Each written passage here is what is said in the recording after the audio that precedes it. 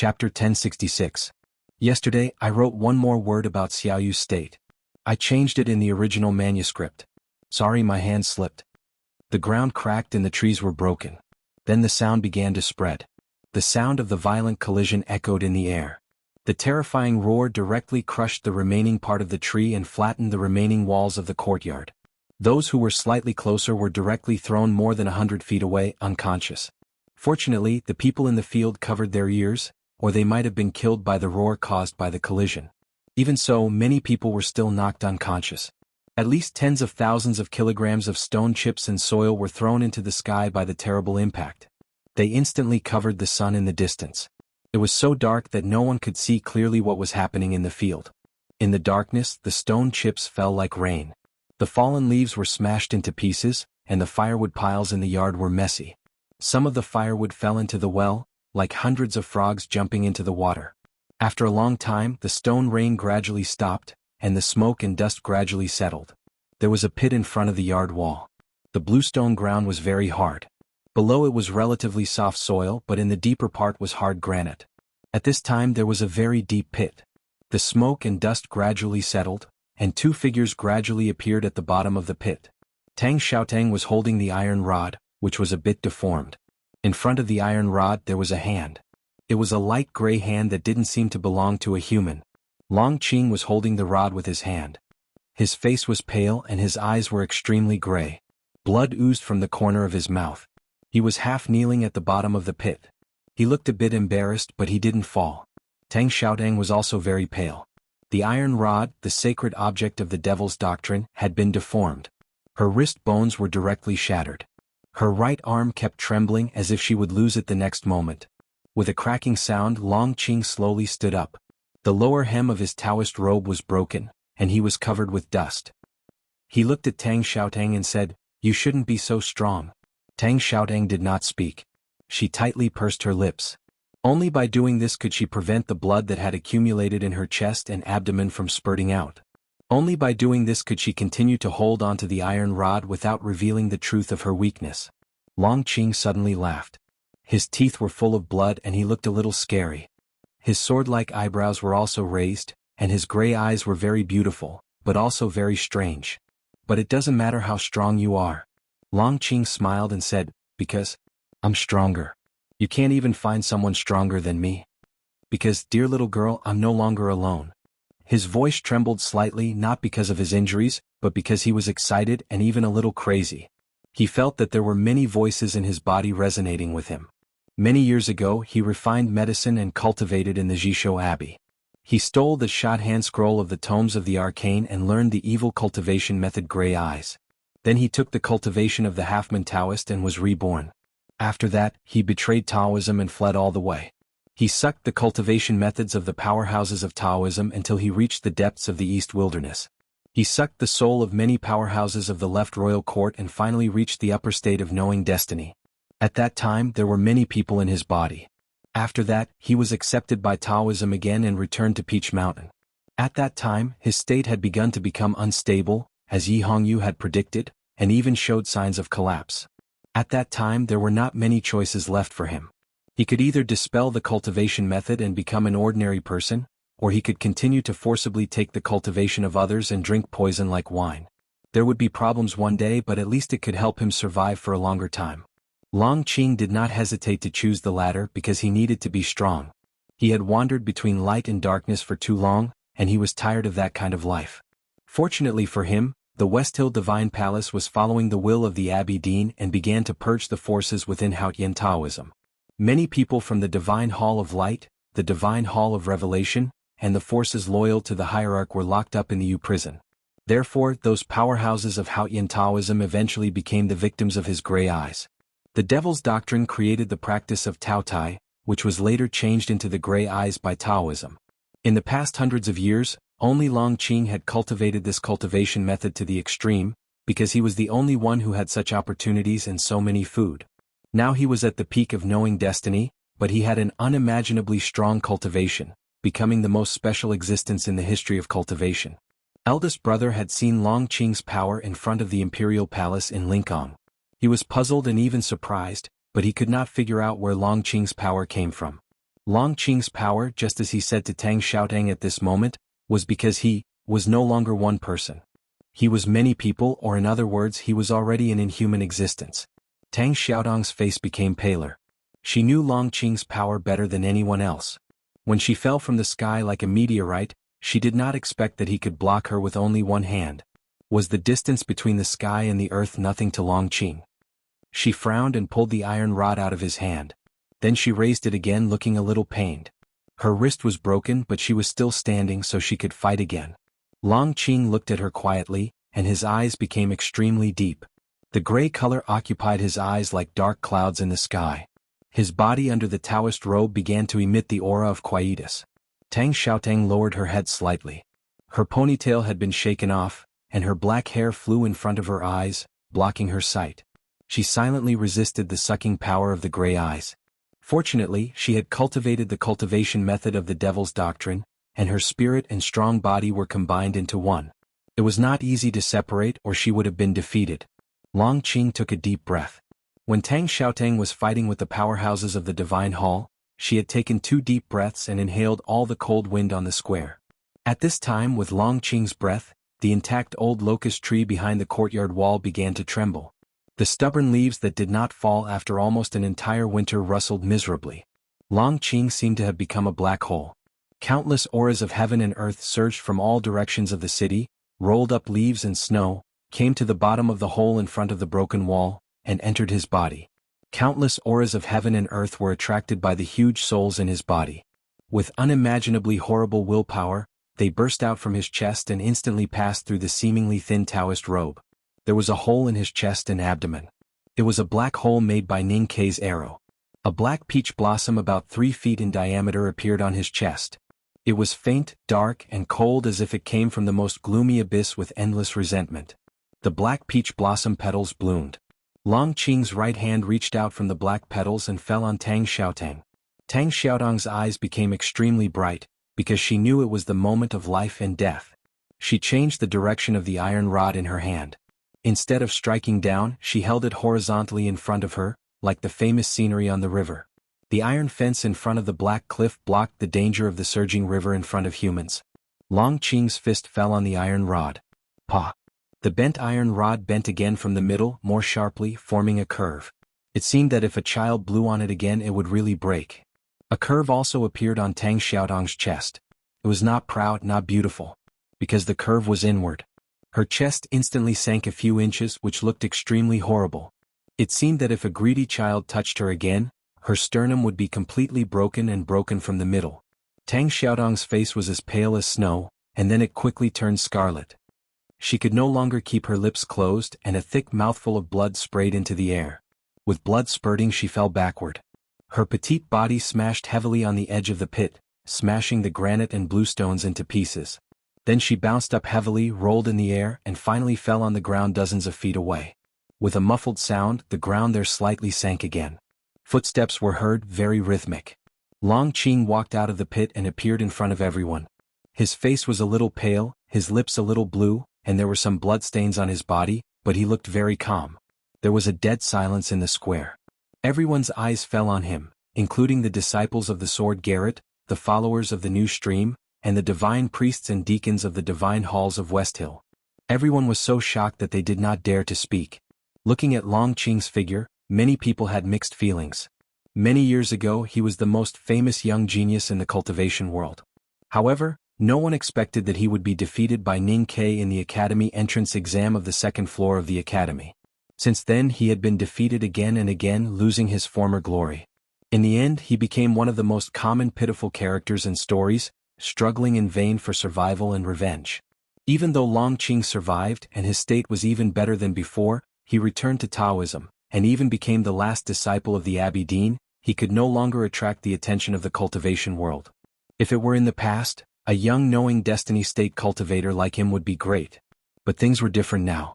Because Taoism still had Yi Hongyu, and especially after the spring rain, Hao Yin left some gifts for the human world. Taoism had Hengmu Liren, and a young barbarian named Ada on the grassland. Moreover, Ning Kei was always there, watching over the world from Chang'an. Compared to these people he seemed so ordinary. Therefore Long Qing was quiet and kept a low profile. Gradually he was forgotten by the cultivation world. When he and Hengmu led the papal cavalrymen of the divine halls to wipe out the new stream, people only paid attention to Hengmu, not Longqing. Until today, when he appeared in the cultivation world again in the capital of the kingdom of Song, lifted the falling sky with one hand, and bent the sacred relic of the devil's doctrine with another punch, people finally remembered his glorious past, and remembered that he used to be a genius far better than Ning Quebec. Only then did they realize how powerful he was. Yisu was here, and this was the most important place for Taoism to wipe out the new stream. Longqing was in charge of this alone, which indicated his status in Taoism and their confidence in him. Just like what he told Tang Xiaotang. He was really powerful now. His state was very high and his psyche power was unprecedentedly powerful. His body contained the consciousness of a powerful cultivator. He could be a devil or a god. Longqing walked dozens of feet away. He looked calm, but in people's eyes he was like a devil. Then the crowd exclaimed. Because they saw something that they thought was impossible. Tang Xiaotang was trying to stand up again. She put her hands on the ground and her fingers dug deep into the soil. Her hair was wet with blood and sweat, and it swayed weakly and tiredly in front of her forehead. Her body was trembling in pain. She was seriously injured and she was exhausted. But she wanted to stand up and she still wanted to fight. So she stood up again. Just like the dozens of battles in the past days, she fell down, stood up, fell down and stood up again. No matter how many times she fell down, she would always stand up in the end as if no one could really knock her down. Even Longqing, who was as powerful as a devil, couldn't do it. Longqing's expression changed slightly. He knew that Tang Xiaotang was seriously injured. Even if she cultivated in the devil's doctrine, and her body was as hard as steel, she should not be able to stand up again after such a serious injury. Thinking of Tang Xiaotang's recovery ability in the previous battle, and her strength was beyond the calculation of Taoism, he couldn't help but frown and start to think. When he walked to Tang Xiaotang, she was no longer panting in pain, and the injury on her chest was much better. It was only 100 steps away, but she seemed to have regained the ability to fight.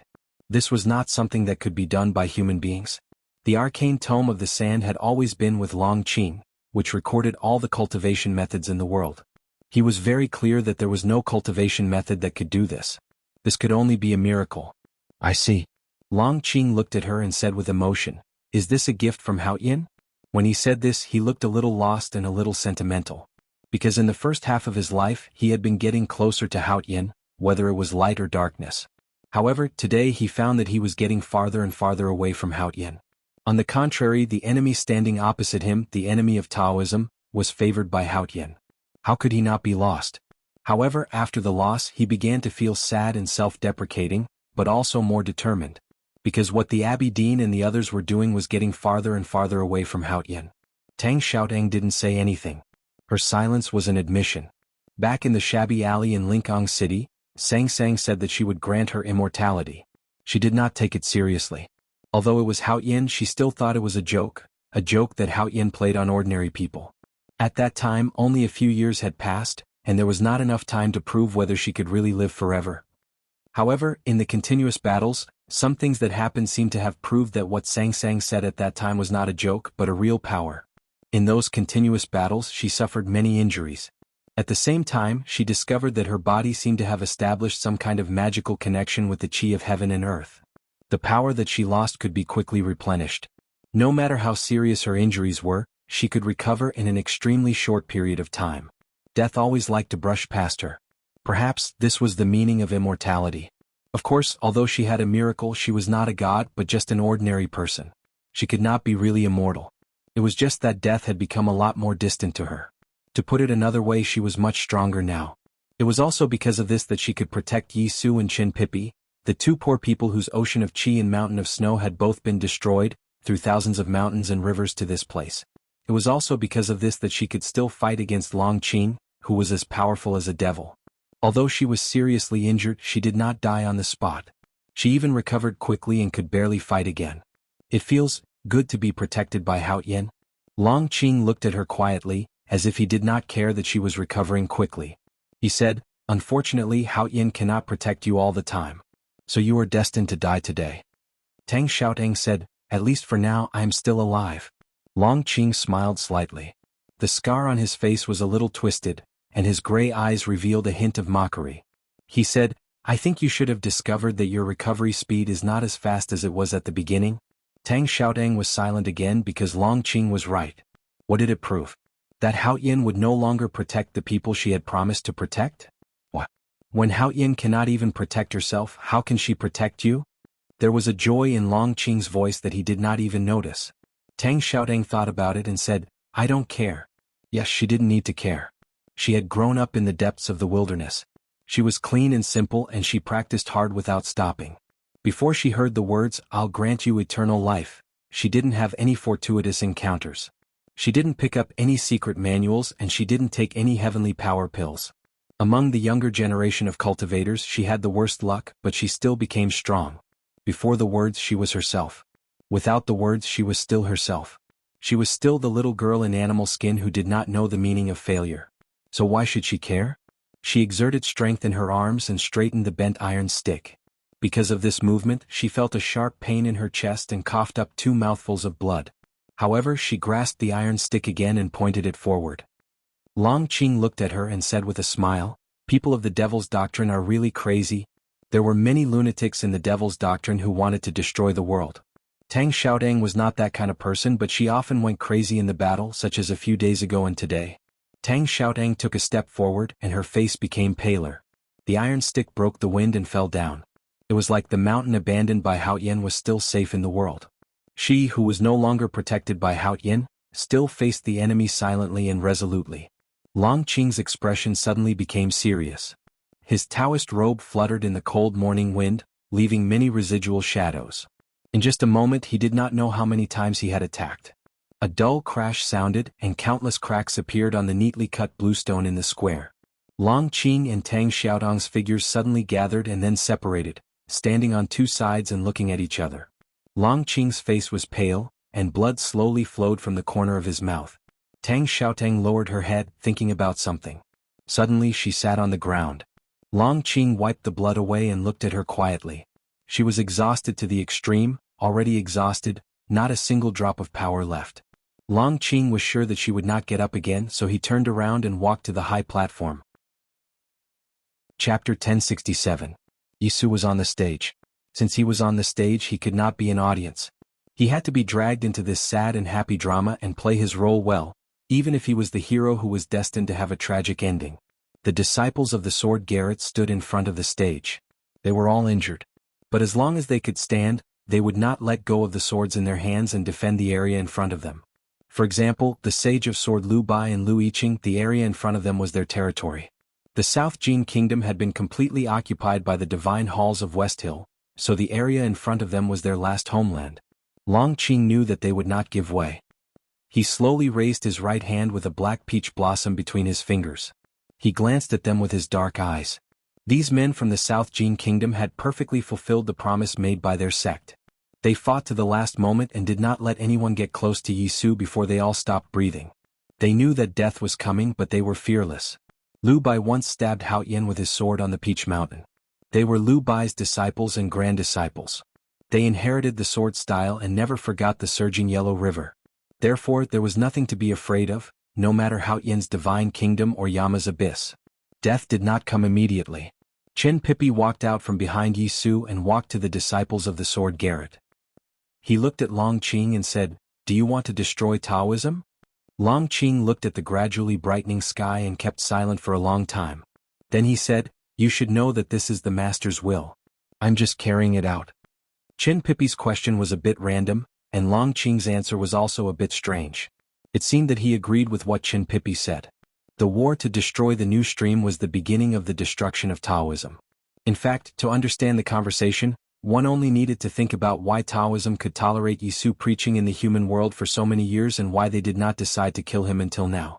Yisu used to be a world wayfarer of Taoism, but now he was the most important and indispensable figure of the new stream. But he also had another identity. He was Yi Hongyu's most respected elder brother. If Yisu was killed, Yi Hongyu would definitely betray Taoism. Even if Taoism killed her, the divine halls of West Hill would fall into chaos and even split. Under such circumstances, how could they say that they could defeat the Academy and the Tang Empire? If this war leads to the final victory of the Tang Empire because of this reason, how can the Tao sect continue to exist in the world? Long Qing looked past Qin Pipi and the disciples of the sword Garrett and fell on Yi Su. Yi Su was staring at the scroll on the desk as if he was thinking about something difficult. The day he wrote the doctrine of the new stream, the foundation of Taoism was destroyed by him. Taoism, which no longer needed to believe in Haoyin, was too attractive to those stupid humans. No one could reverse this trend, so he had to die. Taoism split? The levee has collapsed and the flood is overflowing. Are you still stingy with digging soil to fill the levee?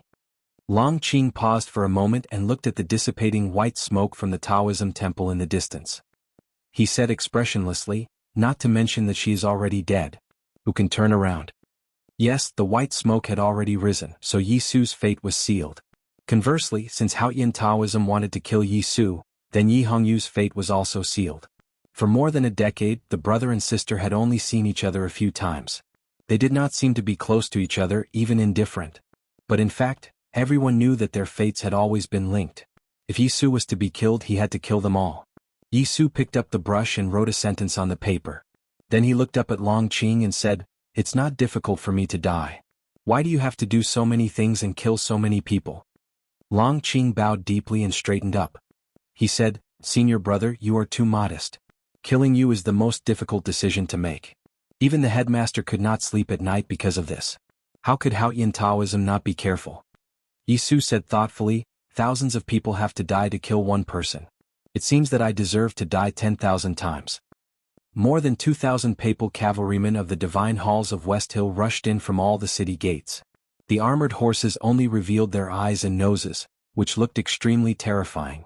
The cavalrymen on the backs of the horses were also fully armored. Their black armors were engraved with golden talisman lines, which were extremely dazzling. According to the tradition of Haoyin Taoism, or in other words, the tacit agreement between Haoyin Taoism and the Tang Empire, the total number of papal cavalrymen of the divine halls of West Hill should not exceed a fixed number. However, after the last war against the Tang Empire, the tradition was no longer applicable. The divine halls of West Hill had greatly expanded their army with the gold and silver resources offered by the kingdoms in the human world. Now the total number of papal cavalrymen had exceeded 20,000, which was enough to compete with the armored cavalrymen of the Tang Empire. 2,000 papal cavalrymen followed Hengmu Liren to the north to Qinghe Prefecture and were suppressing the rebels who were loyal to the Tang Empire in the city of Yangzhou.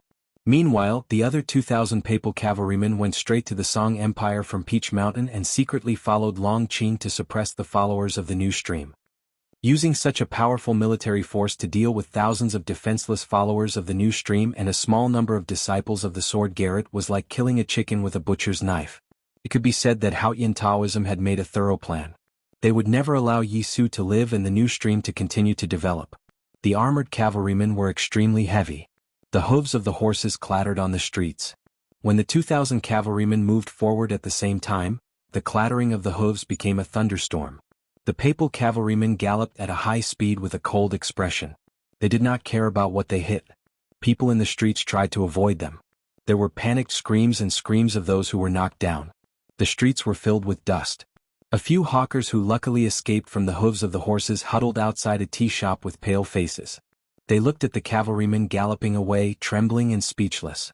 A middle-aged man who looked like a scholar did not hide in the street corner like the others. Instead, he carried his luggage and hurried on his way. He was covered with dust and sweat. He was heading in the same direction as the cavalrymen. Long Qing pointed at the small courtyard beside the square and the pile of firewood in the broken wall. He looked at Yi Su and said, "I spent the whole night piling up the firewood. Please go up there." Go up for what? Of course not to enjoy the scenery. Though the pile of firewood was higher than the ground and they could see farther, the scenery in their eyes must be red. Maybe it was blood or flame. Yi Su glanced at him and did not say anything. He lowered his head and continued writing. He said, "Let me finish this paragraph." Long Qing did not show any impatience because he did not need to. He walked forward. If he waited a little longer, it might become a legendary story in the history of religions. But he did not care about ruining the beauty. The swords of the disciples of the sword Garrett came forward. He waved his hand. The spades bloomed and the sword array was suddenly disrupted. At this moment Yi Su stopped writing. He looked up and said, "I'm done." He was not writing notes or the doctrines of the new stream.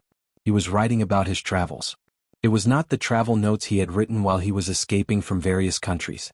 Instead, It was the travel notes he had written many years ago when he saw the black line in the wilderness and went to various countries to comprehend the life or death situation. The last one was written in Chang'an several years ago. In the city of Chang'an, there was a small Taoist temple. He lived in the Taoist temple for a long time. He repaired houses for the neighbors and saved money for the Taoist priests. He once debated with the eldest brother of the academy and negotiated with the vendors. What he had learned when he traveled around many countries many years ago had finally blossomed in Chang'an. The so-called seeing through life and death had its true meaning. He had gained a lot, and those gains were officially revealed in front of the verdant canyon with Jun Mo's sword. They also gradually took shape as the smell of dirty water in the shabby alley in Lingang City faded. This was the formation of the doctrines of the new stream. It sounded simple but was actually complicated. The doctrines of the new stream were built on the basis of the West Hill scriptures and integrated with the ideas of the academy. Finally, they were determined by Yi Su's writing. There were no books to explain them. Even Yi Su himself only had time to write a few volumes of doctrines. He did not have time to finish this work. So he spent the last time writing this travel. This travel had a total of 5,041 words. It was only a description without any comments. It only wrote about what he saw and heard. There was only compassion and self-improvement. There was no begging or yearning for the afterlife. It was simple yet not simple. This travelogue only talked about one thing, being alive. What was faith? What was the meaning of the believer's faith? Those were the things that needed to be explained by the doctrines. That was the job of the followers. What Yi Su wanted to talk about was just being alive. How to live, why to live, and how to live happily. This travel did not give any answers. It only pointed out a way through the description of the life in the streets and the nostalgia for the suffering and happiness. To live happily, one must have faith, faith in oneself. What belonged to oneself, the divine hall to the divine hall, the human world to the human world, and Haotian to Haotian. This was the truth or the way that Yi Su wanted to tell his believers. At this time he finally finished writing this travel note. He placed the brush on the table and blew a few mouthfuls of air at the ink that had yet to dry on the paper. He spread it out to dry and it happened to be facing the morning sky. He wanted to show it to the heavens. He wanted heaven to see this travel. He wanted heaven to see the real human world recorded in the travel. He wanted heaven to understand what the human world wanted and what it did not want. Long Qing stopped and looked at the paper on the table, feeling a little uneasy. Yi Su stood up and said to the people, "We ourselves are the way, the truth, and the life. Follow yourself and you will walk out of the dark valley and get the greatest joy." He said this yesterday. At that time the snow was falling and the clouds were dispersing. The sunlight fell on him and gilded him. Snowflakes decorated him, making him look like a god and a saint. Today he said this again after writing the travel. There was no snow and the clouds in the sky had dispersed. The sky was blue, but the morning light suddenly became brighter, shining on his figure. He was no longer just gilded. From the eyes of the believers in the square, he was in the morning light, with his back facing the bright red sun. He was the morning light that represented hope. The tree beside the broken wall of the small courtyard was shattered by the collision of Tang Xiaotang and Long Qing, leaving only a half-foot-high stump on the ground. At this time, new branches and leaves grew under the morning light. The tender green branches and leaves trembled in the morning wind, looking delicate but full of vitality. From the last stroke, or from the time when the travelogue was unfolded for the blue sky to see, or from the sound of reading in the alley, or even from the time when they were in the small Taoist temple in Chang, and Yi Su and the new stream that he founded later represented a certain part of human beings and began to compete with heaven for the rights, or to ask Haotian to take back the rights that originally belonged to human beings. From that moment on, history was rewritten. The morning light was bright, the blue sky was white, and the cold wind and snow were nowhere to be seen. The morning sun embraced his body and shone on the entire human world. It looked like a miracle, but it was not. Because this magical scene had nothing to do with Haotian. It was just the integration of nature and an ordinary person. It was his own glory. The fleeing believers saw this scene and gathered together again. They ignored the intimidation of the divine priests, deacons and cavalrymen and rushed to the front of the platform, trying to get closer to Yi Su. The morning sun shone on the human world. Yi Su's body was like a transparent glaze, carrying the sunlight and then spreading it to the human world. The light spread to a very far distance and even illuminated the streets in the distance. Those ordinary people who had just woken up or had not slept all night, those pedestrians who were hiding under the eaves from the papal cavalry's iron hooves, all saw the light in the square, saw that person in the morning sun. They were very shocked and somewhat perplexed. They subconsciously moved their feet and walked in that direction. The flow of people gradually converged into a sea. The thousands of people on the square were believers of the new stream, so they were more touched and shocked by the scene. Looking at Yi Su in the morning sun, the believers knelt in silence and expressed their respect and love for him. Yi Su stood in front of the morning sun with his back to the light. He looked at Long Qing, the divine priests and deacons, and the thousands of believers in the square and said this. His voice was calm, not deliberately fanatical, and his emotions were also calm. He was different from the famous orators or saints in the history of religion. But his words seemed to have some magic power. Every word and sentence floated with the morning wind and shone in the morning light, like an unshakable prophecy. Long Qing did not stop him because he also wanted to know what Yi Su would say at this moment and what he would prophesy. The believers listened very carefully and attentively. When the everlasting night comes, the light of the sun will be completely covered, and the sky and the earth will fall into darkness. People will rejoice because that is the real life. Yi Su's voice floated in the quiet square like the cicadas in the forest, the frogs in the pond, the wind in the cliff and the waterfall in the autumn, making the world quieter. In the quiet world, people listened carefully as if they were listening to the teachings of a saint. Then they began to think. Even Long Qing lowered his head and no one knew what he was thinking about. If this was a prophecy then, what did it prophesy? Chapter 1068. At this moment, no matter whether Hao Yin would laugh or not, everyone in the square was lost in thought. There was a lot of information in this sentence and it was inexplicably fascinating. Yi Su's sentence was a prophecy at the beginning, but at the end, he was overjoyed. He mentioned the legendary everlasting night and made some comments about it, which was puzzling. What was the everlasting night? In the ancient legend of the cultivation world, it was a catastrophe brought by Yama's invasion. When Sang Sang came to the world, Ning Ke carried her on his back and the headmaster killed the golden dragon in the wilderness. The legend was confirmed to be false. There was no Yama or the underworld. Then would there be an everlasting night? There would be an everlasting night and there had been an everlasting night. There were still people living in the world who had experienced the everlasting night, but it had nothing to do with Yama. It was just that Hao Yin plowed in the spring, worked in the autumn and rested in the winter. For most people, the long everlasting night was cold and cruel. But for Hao Yin it was just the basic law of the world. If the world wanted to survive, the everlasting night was a necessary measure. In essence, the new stream was competing with Hao Yin for faith. It was destroying the root of Hao Yin's existence and digging the grave of Hao Yin Taoism. Then why did Yi Su look forward to the everlasting night? Your everlasting night, what is it?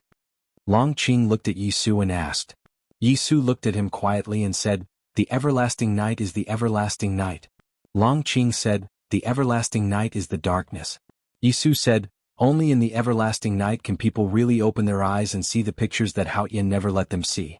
Those are the truth and I am naturally happy for it. Long Qing thought for a while and said, the truth is objective, and it does not change according to one's heart. Yi Su pointed at the red morning sun on the horizon behind him and said, the sun hangs in the sky every day and rises again after setting. Is it objective? Long Qing said, of course the sun is objective. Yi Su smiled and asked, then have you ever seen it? Long Qing was about to answer, but he suddenly frowned and stopped talking. After thinking about it carefully, he finally understood the true meaning of the question. People living on the ground could see the sun every day, but who had really seen it? Everyone had seen the sun. They would casually glance at it after getting up in the morning. At noon, they would cover their foreheads with their hands and squint their eyes while sighing at its cruelty. In the evening, they would sit in the pavilion facing the river wind and watch the sunset while reciting poems. But what does it look like? The morning and evening were red and the noon was white. What color was it? Besides the bright light, are there any patterns on it? If not, how to describe it? If he couldn't describe it, how could he have seen it? He suddenly remembered the scenes he had seen in the dream of climbing the mountain on the second floor of the academy. There were Yi Hongyu, Yi Su and light in those scenes. When he followed the light to sweep the world and even killed Yi Hongyu and Yi Su, there was only light left in the world. Just like the morning sun. Absolute light was absolute darkness. He had realized this when he was in the illusion. That was why he put his last bit of courage into the dark world in the north in the wilderness. What about the sun? Where was Hao Yin? Yes, it was actually the same principle. If it was too bright and too dazzling, one would not be able to look at it directly. If one could not see the details, one would not be able to see the whole picture. There was no truth.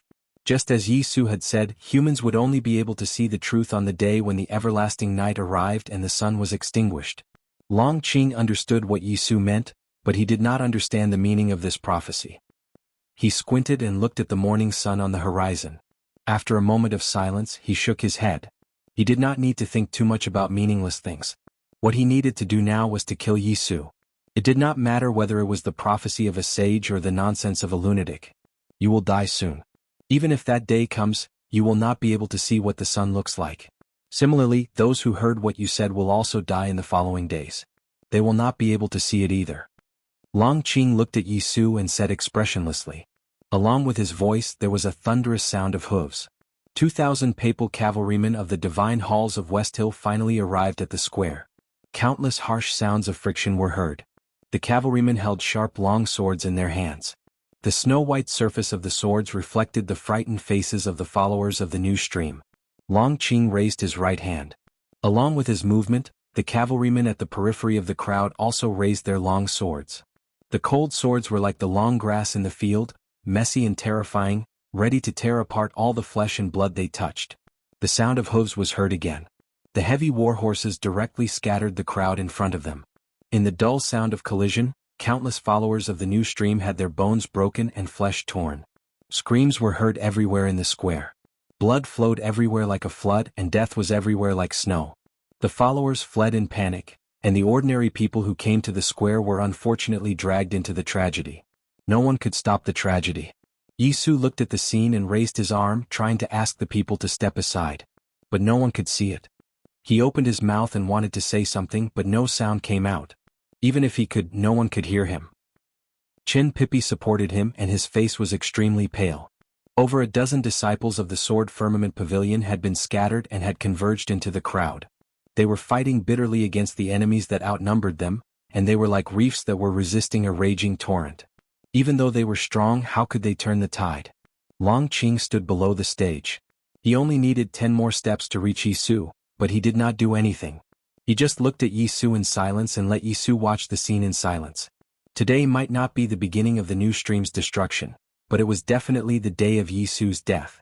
Just as Ning Ke told the Abbey Dean, Long Qing was eager to see how Yi Su would become a sage. Yi Su stood in the morning sun. The light around him was refracted, with a sense of holiness. When the last stroke of the travel book was finished, he had embarked on the path of becoming a sage. The sky and the earth had changed color. Long Qing was eager to see how the sky and the earth would change color.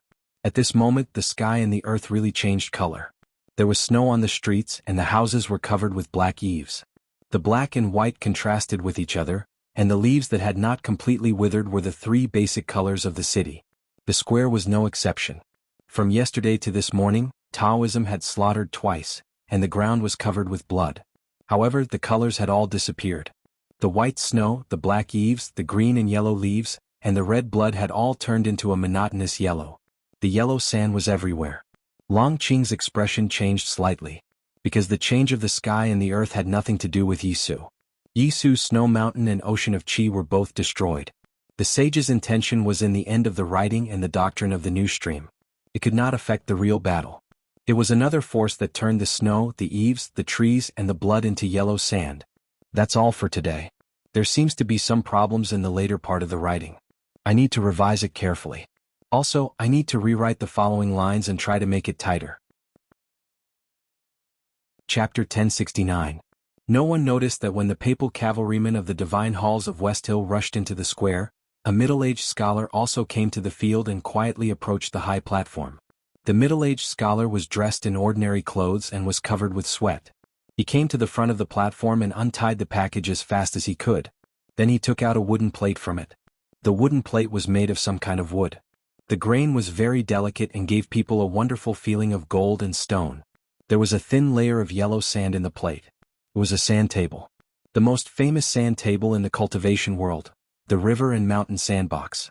When the river and mountain sandbox appeared, the whole world entered the river and mountain sandbox. The thin layer of yellow sand danced in the air and then fell down, painting the world yellow. Then, everything turned into yellow sand.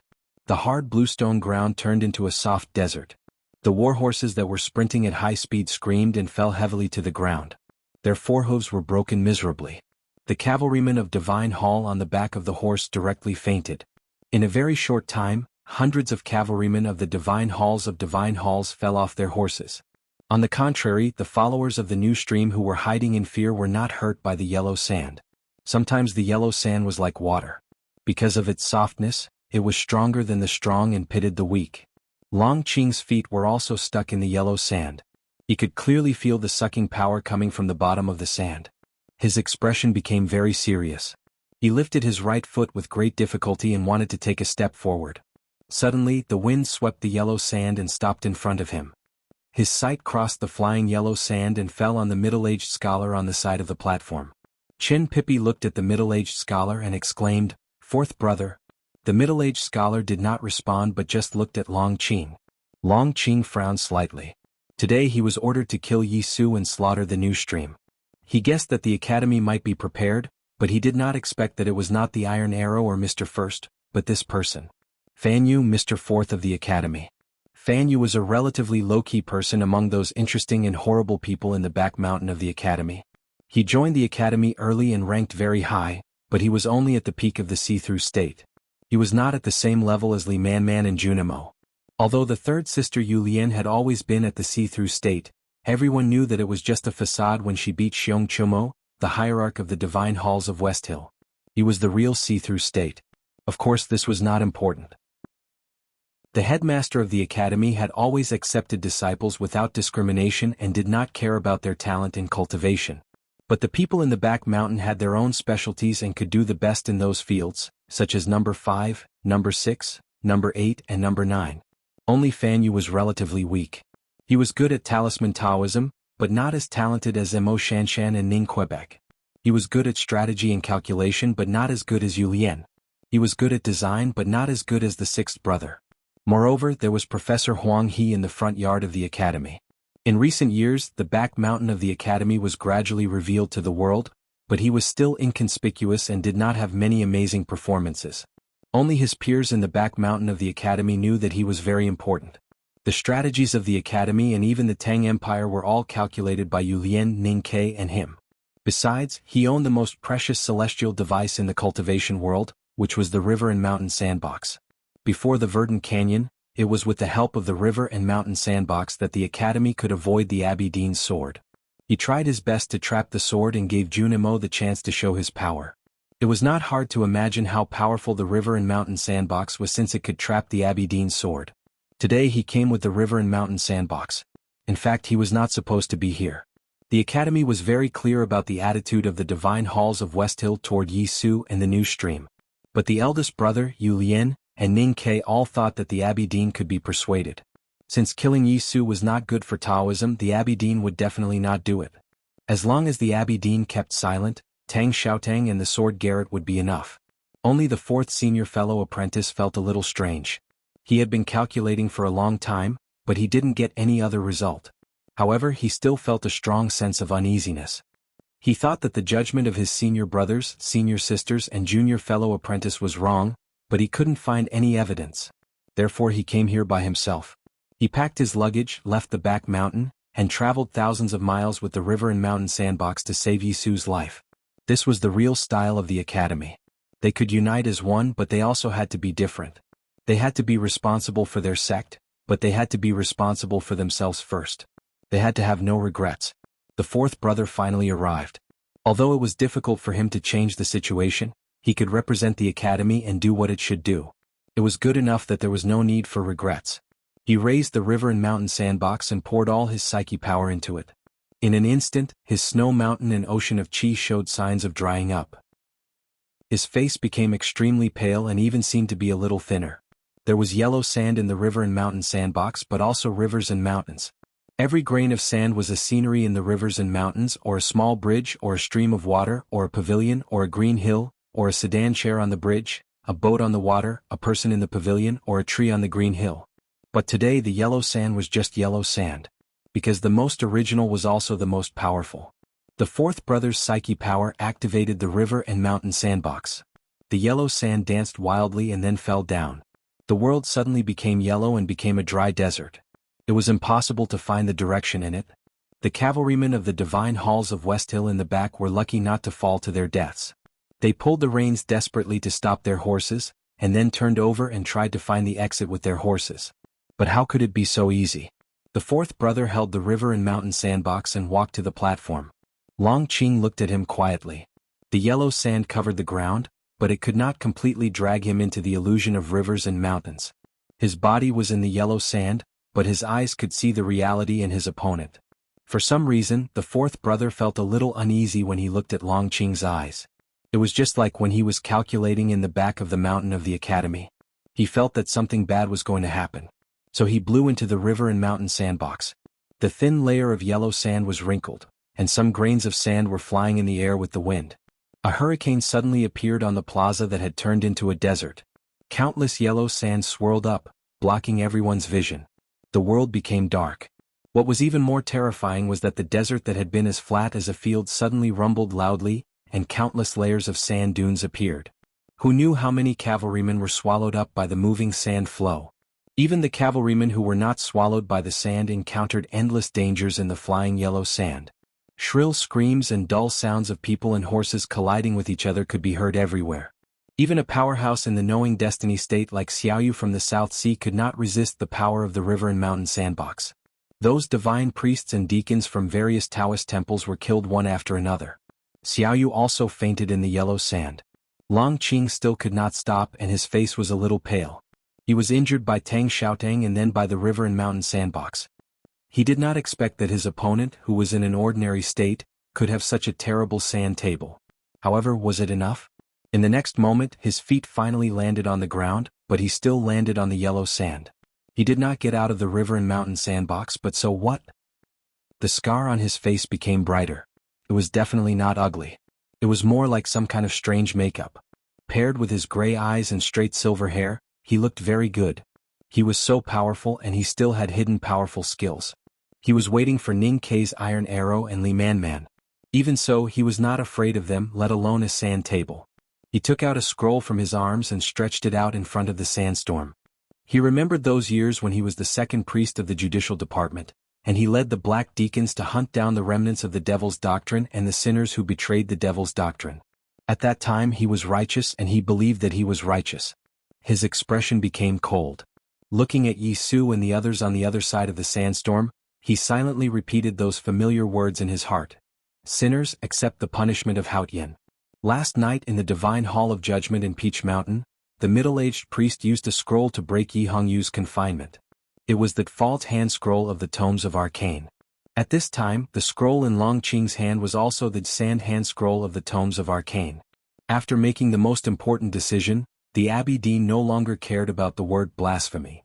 The most sacred tomes of arcane in Haotian Taoism became a very powerful weapon in his plan. The middle-aged priest had accompanied the tomes of arcane in the Jishou Abbey for countless years, and Long Qing had always kept the sand hand scroll of the tomes of arcane with him. Only the two of them could use the tomes of arcane as weapons.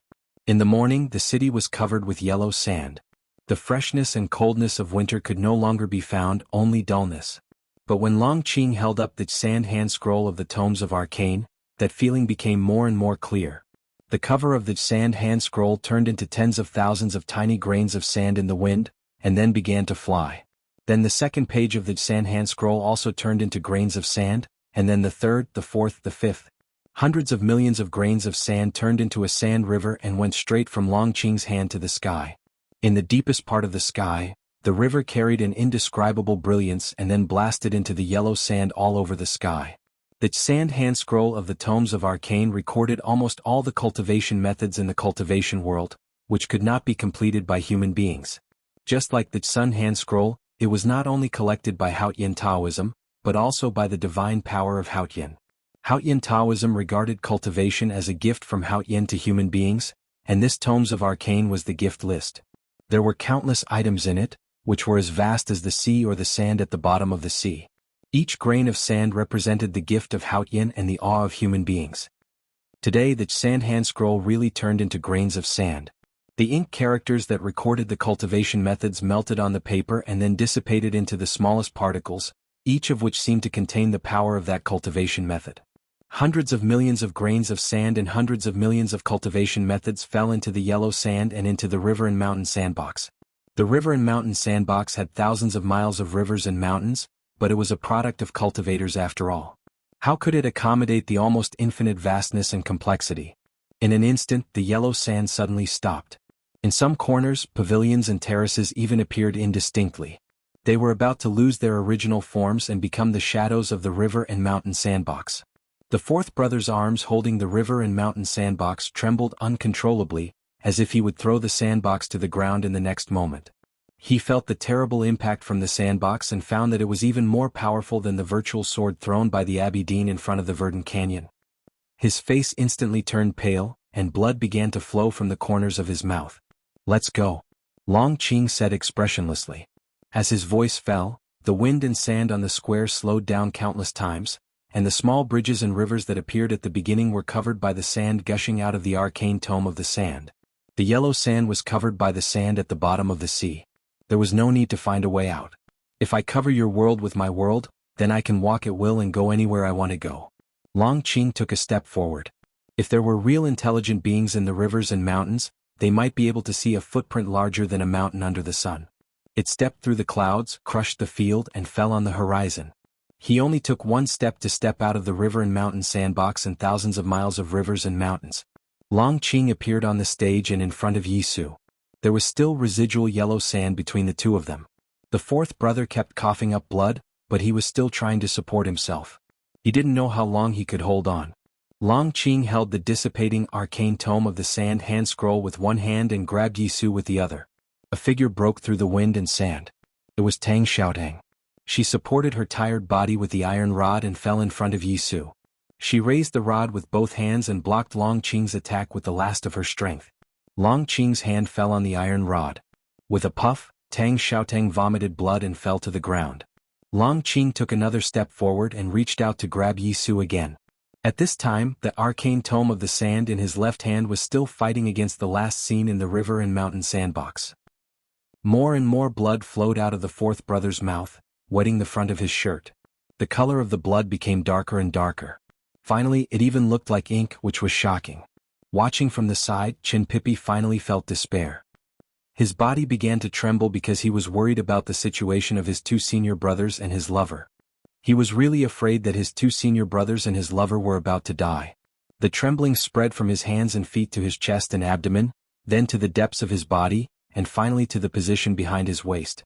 So his ocean of qi and mountain of snow also began to tremble. His ocean of qi and mountain of snow had been destroyed. To be precise, it had been completely locked by Sang Sang, and had long become a dry Dead Sea and black monotonous rock peak. At this time it began to tremble. Trembling was movement, and being able to move meant being alive. His ocean of qi and mountain of snow actually came back to life at the most desperate moment. Qin Pipi had no time to feel this sudden change, and it was impossible for him to have time to be ecstatic. He just followed the trembling and waved his hands to Long Qing out of pure instinct. 10 unpredictable and shrill forces without any trace, like the flowing clouds in the sky, burst out from the front of his 10 fingers and fiercely stabbed Long Qing's chest and abdomen. After the bloody battle with Tang Xiaotang, who was favored by Hao Yin, and the cultivation competition with Mr. Fourth of the Academy, who held the river and mountain sandbox, Long Qing had been seriously injured. Qin Pipi's natural stream magical finger was so unreasonable that he could not avoid it even with the arcane tome of the sand. With a series of dense muffled sounds, the 10 natural stream magical finger intents all fell on Long Qing's chest. 10 bloody holes appeared on his thin clothes in an instant, and blood was gurgling out. Long Qing's face became paler. He looked down at his chest in confusion, and then looked up at Qin Pipi behind Yisu, frowning slightly. Then he figured it out. Hao Yin was so weak now that she could no longer protect the people she promised to protect, such as Tang Xiaotang, so she naturally could not punish the people she wanted to punish forever. The Abbey Dean had already left Peach Mountain, and Qin Pipi, who had the same experience as him, naturally had to stand up again. Long Qing coughed in pain.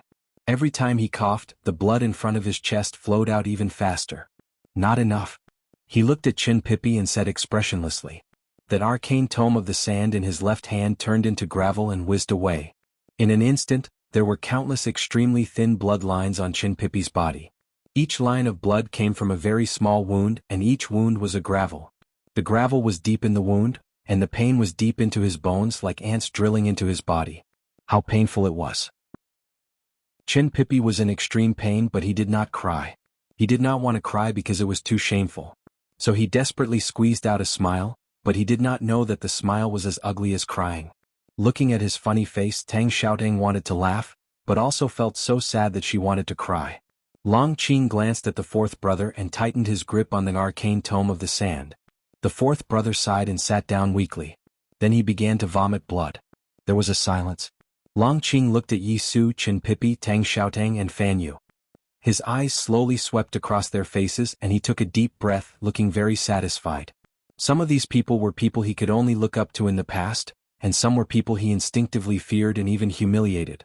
Some were more talented than him, and some were rejected by his classmates whom he longed to be. Now these people were not as powerful as him. Even if they worked together, they were no match for him. Perhaps the cultivation method he cultivated would one day turn him into a monster that lost all reason, or it would directly disintegrate his body into billions of grains of gravel. But that was a matter for the future. He was very satisfied now, unprecedentedly satisfied. He raised his chin, not deliberately, but he began to be proud, as if he had returned to the day he walked into Chang'an many years ago. That day there were countless flowers thrown on the street of Chang'an, and he was in the center of the sedan. At this moment, a voice was heard on the stage. "Please lend it to me for a moment." Yi Su's words were directed at his fourth senior brother, but they also seemed to be directed at the world. The river and mountain sandbox, which was about to break, came to his hand. Long Qing looked at him and said, "You have betrayed Haotian. How can there be a miracle?" Yi Su's ocean of qi and mountain of snow was destroyed by the sword style in the battle with Jun Mo in front of the Verdant Canyon. It had nothing to do with Sang Sang, so he could not recover like the Aberdeen and Chin Pippi. A miracle, or it was originally created by human beings? Yi Su said. This sentence was the foundation of the new stream or the epitaph of Taoism.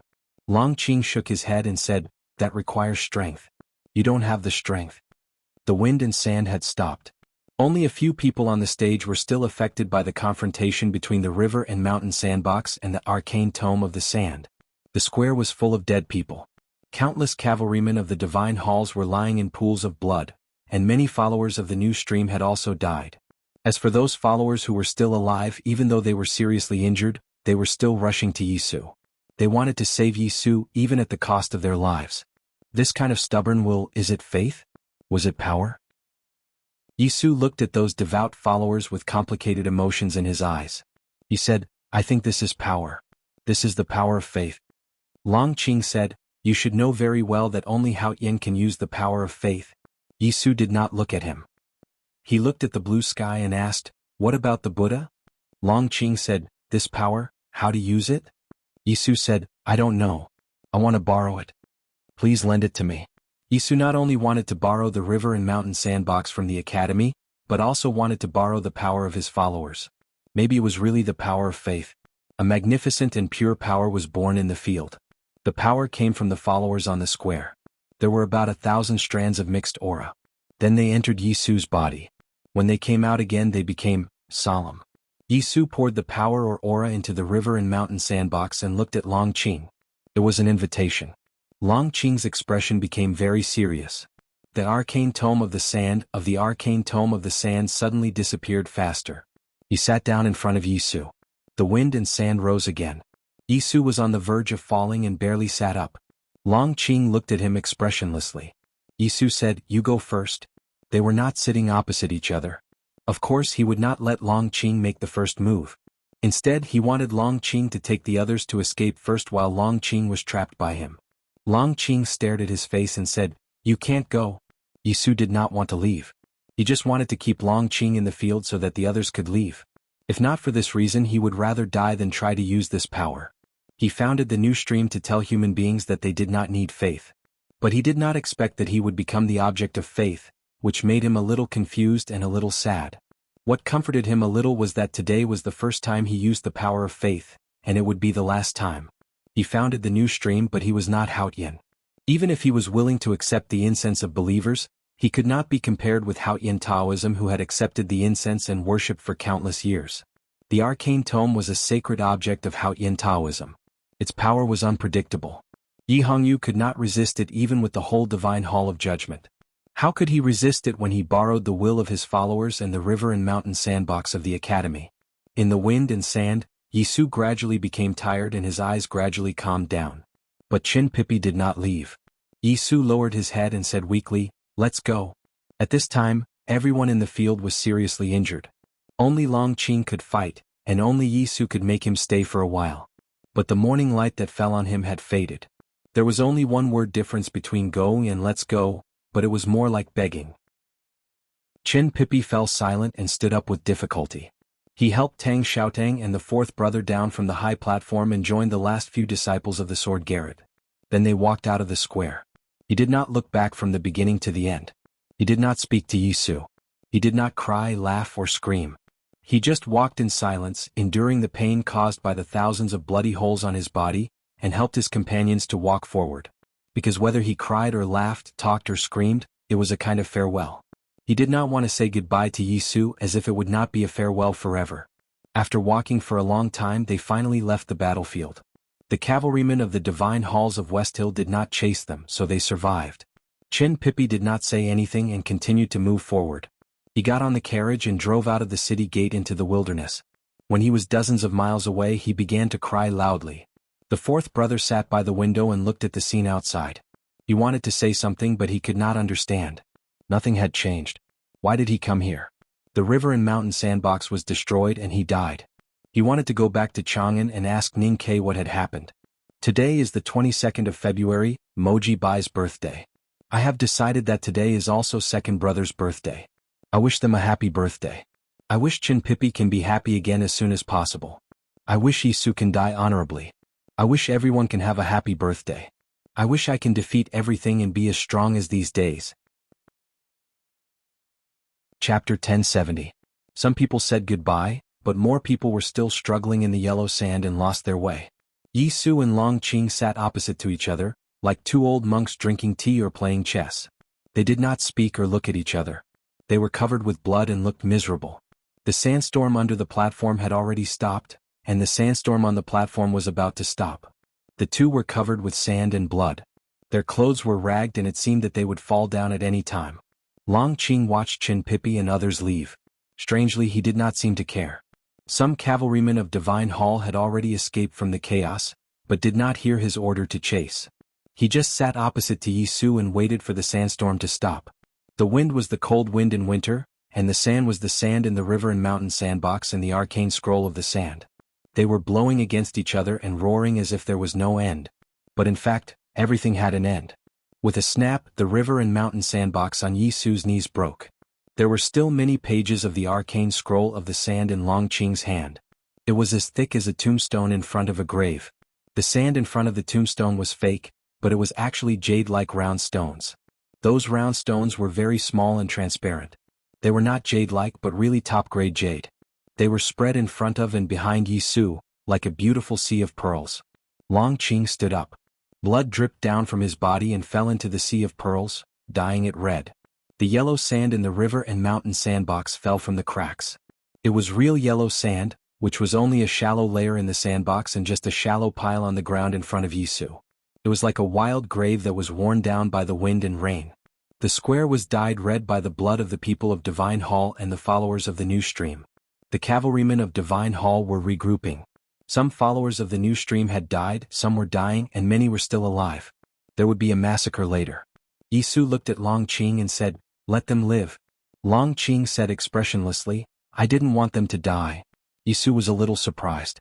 He kept silent and thought about the meaning. Long Qing raised his left hand. The cavalrymen of Divine Hall, who were eager to kill the followers of the new stream, did not dare to do anything. They held their breath and waited for the order. The followers of the new stream were the most loyal followers of Yisu. Nearly half of them followed him here from Linqong, including the earliest students in that shabby alley. They knew what would happen next. They rushed to that place desperately to protect their leader. But they were stopped and knocked down by the cavalrymen of Divine Hall rudely. They cried loudly. In fact, you and I both know that, as I said at the beginning, it doesn't make any sense. Your followers' pain and those women's cries are all meaningless. Long Qing looked at Yisu and said, "What happened from last night to this morning is meaningless.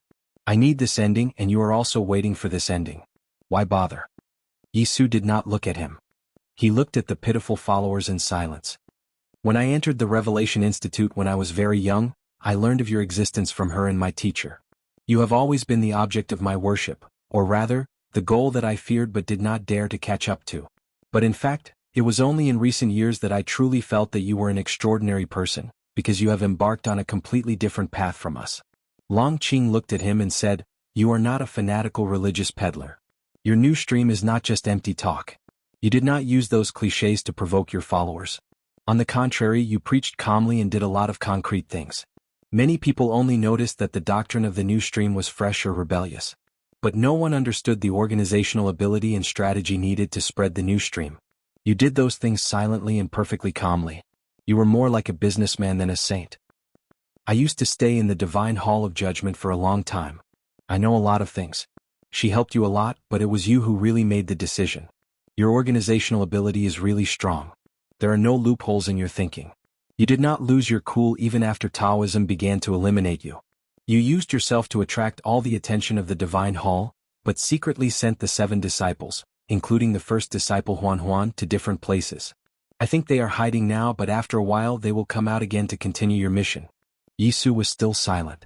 Long Qing looked at him quietly and said, "You can keep silent about my praise.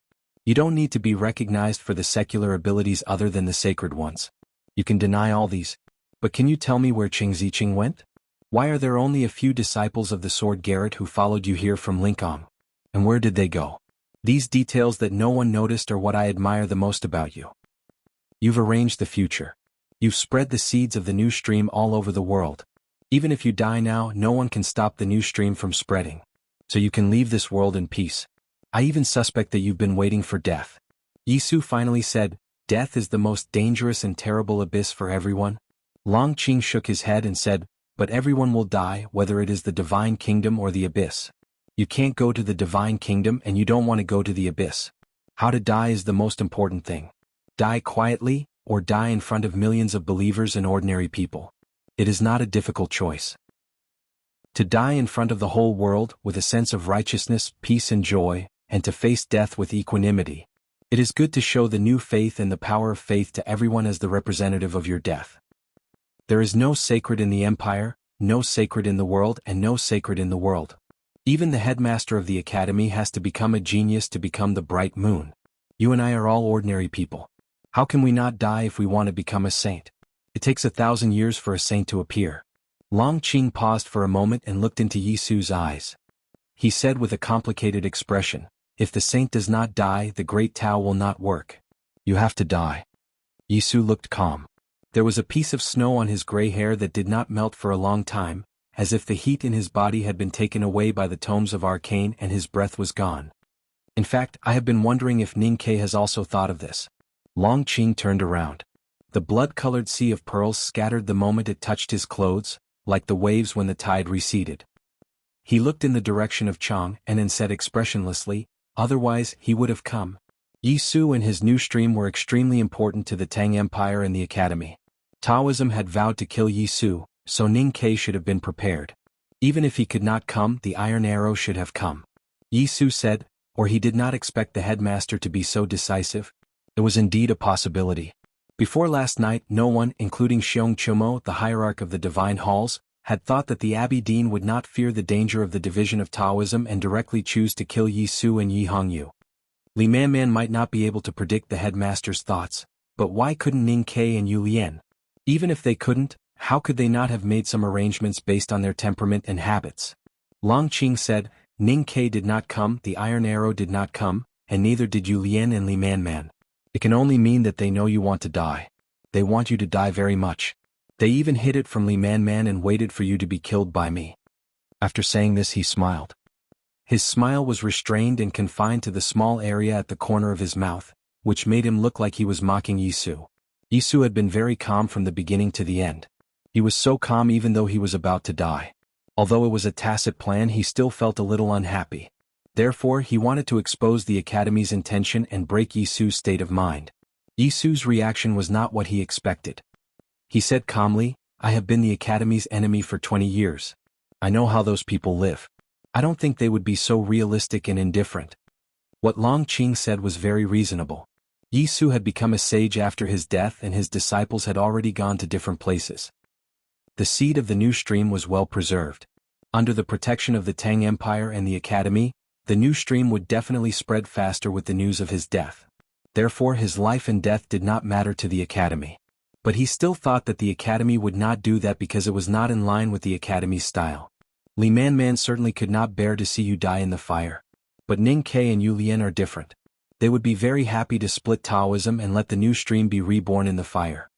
Long Qing said, if the headmaster and Ji Haoran were still alive, the Academy would definitely not do that because they would not think so. But don't forget that Ning Ke and Yu Lian are both possessed by the devil. Yisu was silent. Long Qing continued, Yu Lian is the grandmaster of the devil's doctrine and the most valued person by Lotus. And Ning Ke is like a disciple of Lotus. They both have Lotus's unscrupulous temperament and in some aspects, they are even more knowledgeable than Lotus. They might want to do what Lotus could not. What did Lotus want to do back then? He wanted to turn the human world into a sea of blood. He wanted to turn the world upside down. He wanted to destroy Taoism and turn the world into a brand new one. The Academy actually had the same idea. But the Academy would never use such a cruel method in the past. What would the senior brother and junior sister who were in charge of the Academy think? Yisu didn't want to continue. The Academy's choice was meaningless to him now.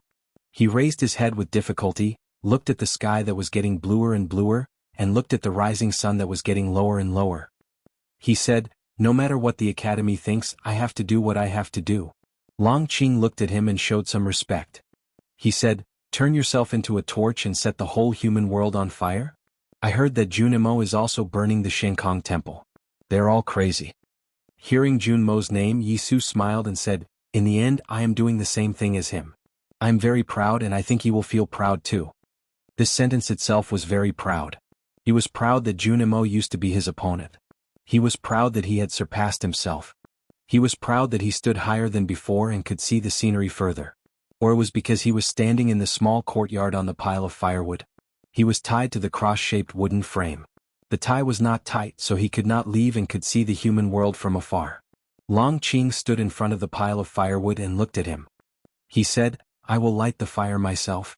Yisu no longer looked at the sky. His eyes were blinded by the sun. He looked at him and asked, what I don't understand is, since you know everything, why did you light the fire for me? Long Qing slightly raised his eyebrows and said, I have to obey the teacher's order. The two people on the pile of firewood had the same teacher. Yisu looked at the remnant of the tomes of arcane on his waist and said, Teacher, you must understand. Why do you have to involve this innocent book? Long Qing was silent. Then he said, since people can write, then there will be no need for the tomes of arcane in the future. Hearing this, Yisu seemed to understand something. He and Long Qing did not hear the conversation between the Abbey Dean and the middle-aged priest on the cliff plateau of Peach Mountain. But they were the Abbey Dean's disciples and great figures in Haoyan Taoism. They were familiar with the classics since childhood. At this moment, they understood the Abbey Dean's true intention through a very simple conversation. Yisu looked at somewhere far away, not knowing whether it was the Jisho Abbey or Linkong. He said slowly, know the masculine, guard the feminine, and be the stream of the world. Be the stream of the world. Keep the virtue and return to the baby. Long Qing listened to this passage and was silent for a long time. Then he recited, know the white, guard the black, and be the style of the world. Be the style of the world. Keep the virtue and return to the infinity. Yisu said, we ourselves are the path, the truth, and the life. Follow our own path, and we will walk out of the dark valley and obtain the greatest joy. So this is also knowing and guarding. Long Qing lowered his head. No one knew if he was looking at the horrible and ugly hole under his clothes or at the thick ground. His voice seemed to come out of his lips by itself, we can also be Haoyan. Yisu smiled and said, so, it has been like this since the beginning? Long Qing looked up at him under the sunlight and said, you are right. Yisu said, there is no right or wrong. The headmaster thinks you are right, then you are right. Speaking of this, Long Qing paused. He thought that he would be jealous, but his mood was so calm. He just sighed and said, in the end, it was you who made him the proudest. Yisu thought for a while and said, whether it is right or wrong depends on the final outcome. Long Qing said, what you do, what the headmaster and the headmaster do, will have an ending. It is no longer destined. Yisu said, yes, there is no heaven and there is no destiny. Long Qing looked into the distance and said, We have talked for long enough. Yi Su said, since the person you are waiting for has not come, it seems that he will not come. Long Qing took the torch from a divine priest and walked to the pile of firewood. After thinking for a while, he did not say anything. He put the torch on the edge of the pile and stepped back. Fire was the most wonderful phenomenon in nature. It could be contagious and replicated. It could turn from the smallest firefly into a prairie fire. This was definitely not something that water could do. The flame on the torch licked the dry firewood beside it. After a while, the edge of the firewood was burnt black, giving off green smoke and bright flames. This continued and the fire gradually spread. Most of the firewood in the small courtyard was chopped by Long Qing himself. He was very careful in his selection. No matter the length or the thickness, they were all suitable for burning. The fire quickly grew. In the previous battle, most of the courtyard walls had collapsed. Now, with the crackling sound of the firewood, all the bricks fell down. The scene of the firewood burning fell into everyone's eyes. Tens of thousands of followers of the new stream and the people of Song were ordered to watch the execution. Seeing this scene, some of them felt extremely sad and some of them could not bear it. Gradually they started to cry. Yi Su's clothes began to burn. The bright yellow flame was about to cross his knees and swallow him. Someone knelt down first. It was probably a follower of the new stream. Regardless of the threat of the cavalryman of Divine Hall, he knelt down and kowtowed to him. Then more people knelt down. Even the tens of thousands of people of Song who came to watch the execution were shocked by the calm man on the fire and knelt down uncontrollably. The crying became louder and louder. Gradually, it became a torrent and went straight to the sky. Yi Su suddenly said, when the everlasting night comes, the light of the sun will be completely covered. The sky and the earth will fall into darkness. But people will rejoice because that is the real life. At this time he was in the fire, suffering the baptism of pain. He repeated his prophecy calmly, because he did not want the followers to cry and the people to grieve because of him. The followers of the new stream outside the courtyard wanted to rush in to save him, but they were brutally cut down by the cavalrymen of Divine Hall and fell into a pool of blood. Hearing his voice in pain, they began to follow him instinctively. The followers of the new stream in the distance also began to repeat the words because they were his followers. The rest of the people of the kingdom of Song, who were either sympathetic to his suffering or pitied his ending, listened in silence. But somehow they were attracted by the meaning of the words and began to repeat the same words. When the everlasting night comes, the sky and the earth fall into darkness. That is the real life. The voices of tens of thousands of people echoed in the square. Previously, it was the crying that shook the sky. Now the sky seemed to be trembling. The clouds that were dispersed by the sunlight were shaken back like clear water flowing into the bottom of a bowl. But it gave people a sense of extreme silence. The pious and focused chanting, just like when Yi Su said the words before, was like cicadas in the forest, like waterfalls in the wind, making the whole world silent. Long Qing did nothing. He did not ask the cavalrymen of Divine Hall to suppress or stop them, even though the chanting of the people obviously showed their support for the new stream and dissatisfaction with Taoism.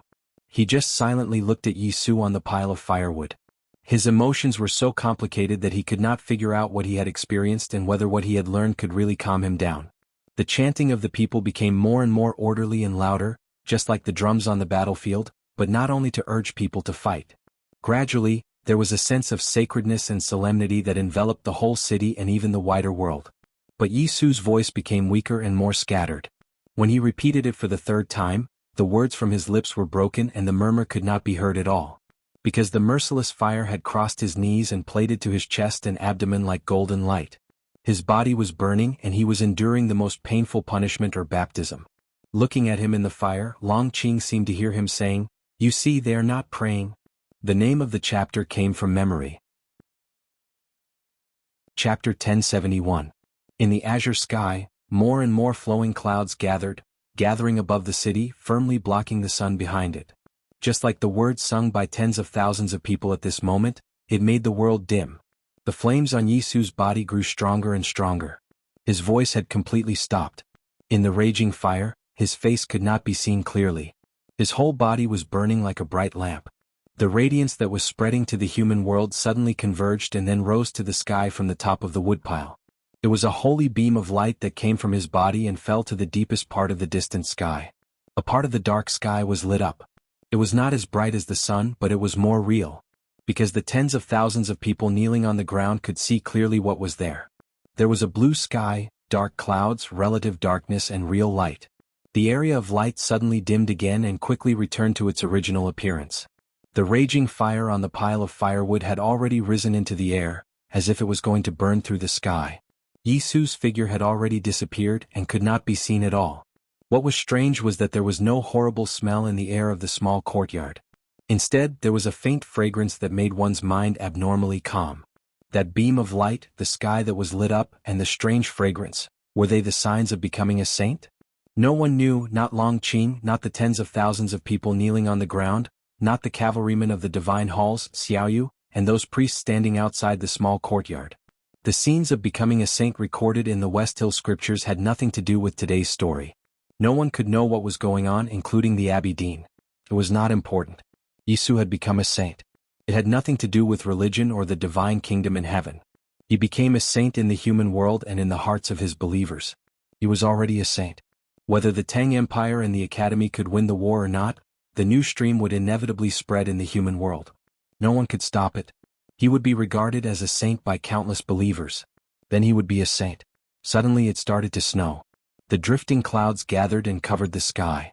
Without the sunlight, ice crystals began to condense in the depths of the clouds, and then snowflakes began to fall. Snowflakes drifted down and danced in the wind. They landed on the streets of the city, on the people kneeling in the square, on the small courtyard, and on the burning pile of firewood. The snow melted into water when it came into contact with the devouring flames. As the snow grew stronger, more and more water was melted. The firewood was soaked and the fire was suppressed smaller and smaller. After an unknown period of time, it was finally extinguished. The chanting of the tens of thousands of people also gradually stopped. People looked at the small courtyard with their final hopeful gazes. They wanted to see a miracle happen, but sadly found that there was no miracle. The cross-shaped stakes had already been scorched and collapsed, and the extinguished firewood was in a mess. There was no sign of that person, and even the rope that tied him had already been burned to ashes. Snowflakes fell on the crowd, on people's shoulders and on people's faces. The snowflakes were melted into water by people's body temperature, moistening their dry lips because of anxiety and sadness. People drank the spring water and began to cry. The sound of crying became louder and louder, and the sorrow was endless, as if it was going to destroy people's hearts and organs. The crying continued and the snow kept falling. Time passed slowly, but the snow clouds in the sky did not disperse. People in the square gradually dispersed. Thousands of believers of the new stream helped each other to leave. There was no conflict or killing during the whole process and no one was imprisoned. Because Long Qing did not say anything. He stood in front of the firewood, expressionless. After a long time the snow continued to fall. The last sparks in the extinguished firewood were extinguished, and the warm steam disappeared without a trace. Gradually, it was covered by the thick snow, and the ashes underneath could no longer be seen. It was a vast expanse of whiteness. It was really clean. Suddenly there was a thunder in the sky. Then there was a second thunder. The two thunders continued to follow each other, going back and forth between heaven and earth. On the square, the cavalrymen of the divine halls of West Hill, Xiaoyu, and other powerhouses of Haotian Taoism looked at the place where the thunder came from. They were vigilant, but more of them were fearful and uneasy, as if they had heard the wrath of heaven. The thunder kept changing its direction, which was impossible for ordinary people to capture. The thunder was terrible and the power of heaven was unpredictable. It was impossible for ordinary people to guard against it. What on earth was the thunder?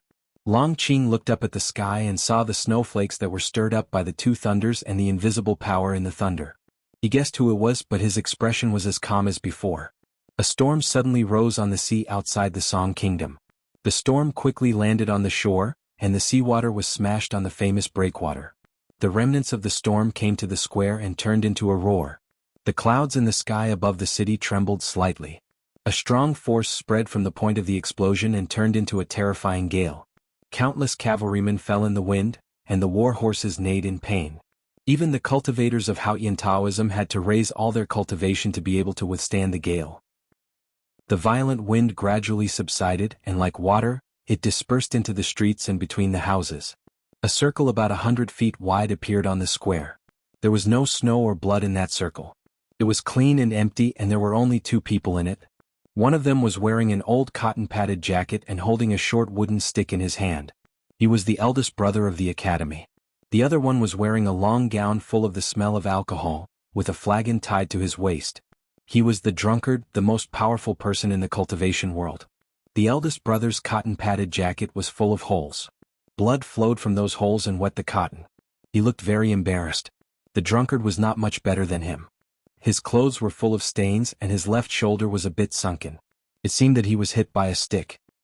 He wanted to take a sip of wine from the flagon, but found that his hand was shaking badly. The thunders that roamed between the sky, the ocean, and the earth were the two of them chasing each other. They did not forget to fight even in the distanceless state. That was the highest level battle in the cultivation world and also the most bitter one. But in fact the battle might not happen at all. Yesterday the drunkard returned to the small town and said nothing to the butcher, waiting for the future. The eldest brother stayed in the small building outside Lingang City, waiting for the result of the negotiation between the academy and Taoism.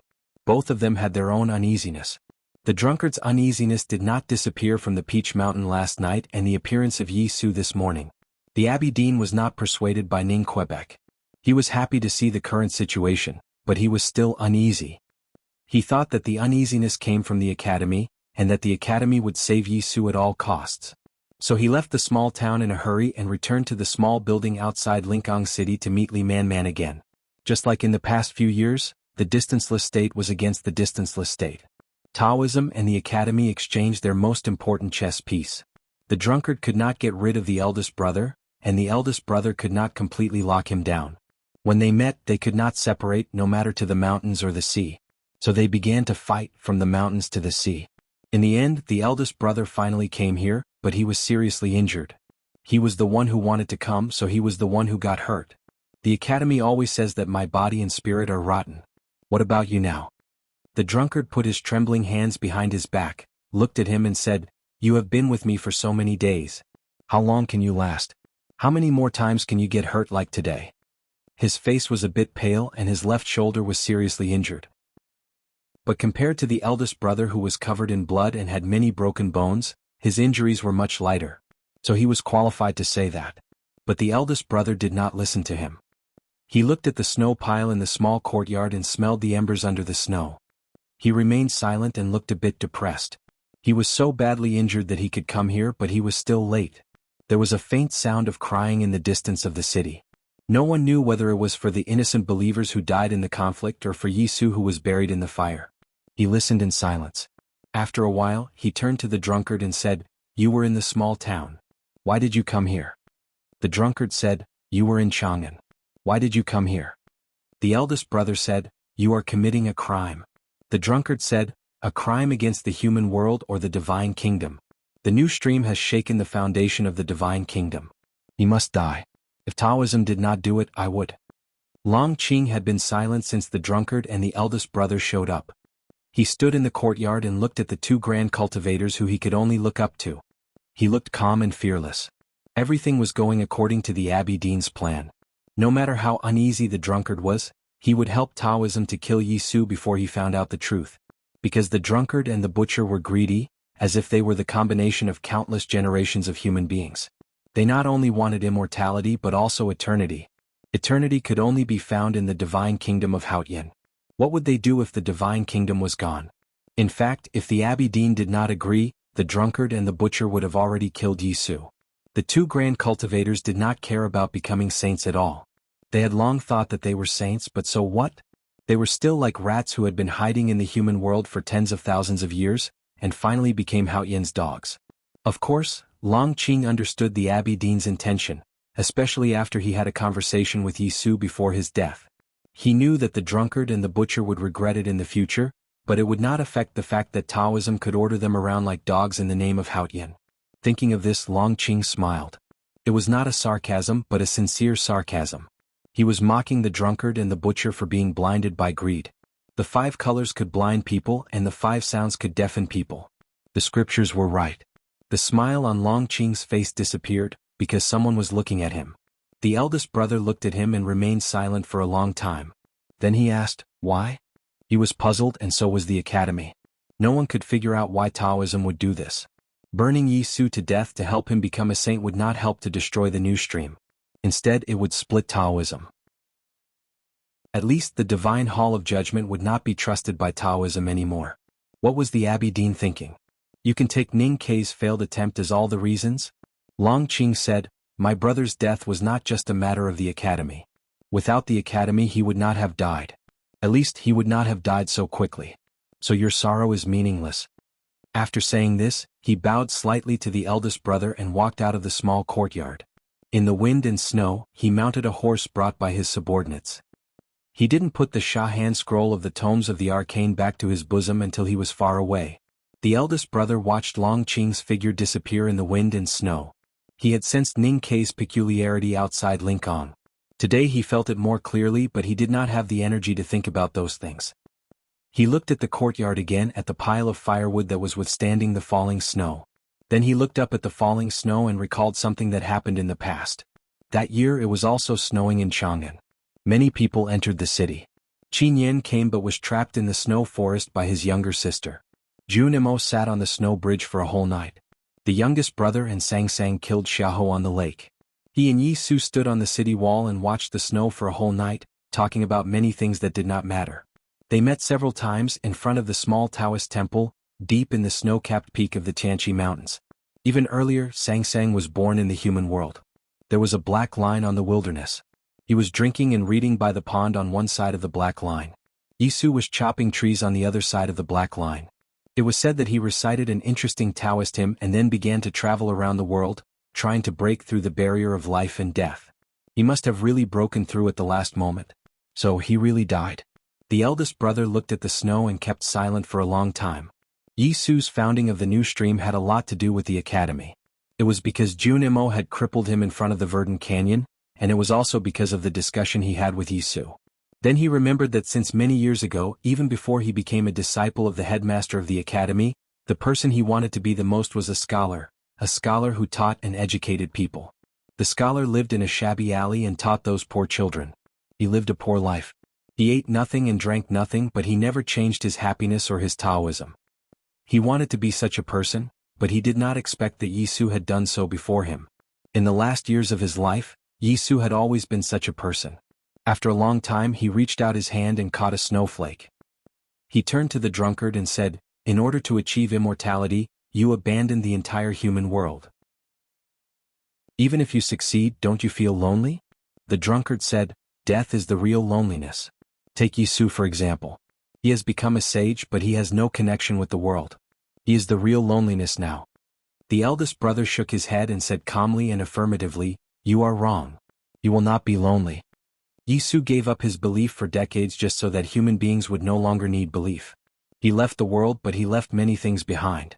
He believed that those things would really change the world. Many people were doing or were about to do the same thing as him. Jun Imo lit the wildfire at the bottom of the giant sinkhole, and he would lead the academy forward.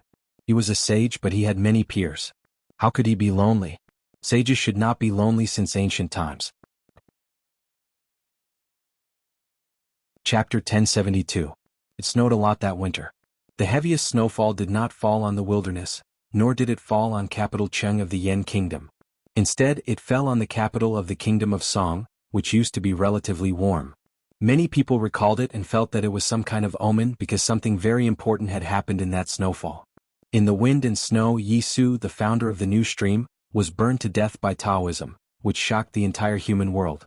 During this process, there were many puzzling things such as why the Abbey Dean made such a cold and decisive decision, and why the academy behaved sluggishly, which was completely different from before. The fourth brother came to the Song Kingdom with the river and mountain sandbox and caught up with the battle. In fact, it was because of him that Qin Pipi, Tang Xiaotang and several disciples of the sword Garrett had the chance to escape. But he could not change the whole situation. He did not save Yi Su. More importantly, he came by himself.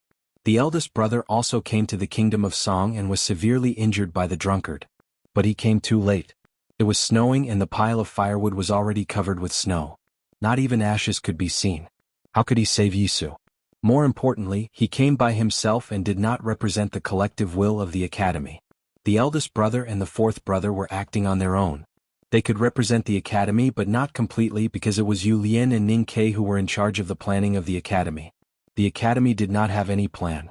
What were Yu Lian and Ning Kei thinking? Was it really as Long Qing said before Yisu died that they were coldly waiting for Yisu to die? The cold winter wind passed through the steep mountains. Helan City, which had been retreating for a long time, was very quiet. The camp that used to house tens of thousands of cavalrymen was already empty. The sound of the goshawk sounded very monotonous. There were still hundreds of Tang soldiers in Helan City, the only passageway between the eastern and western wastelands.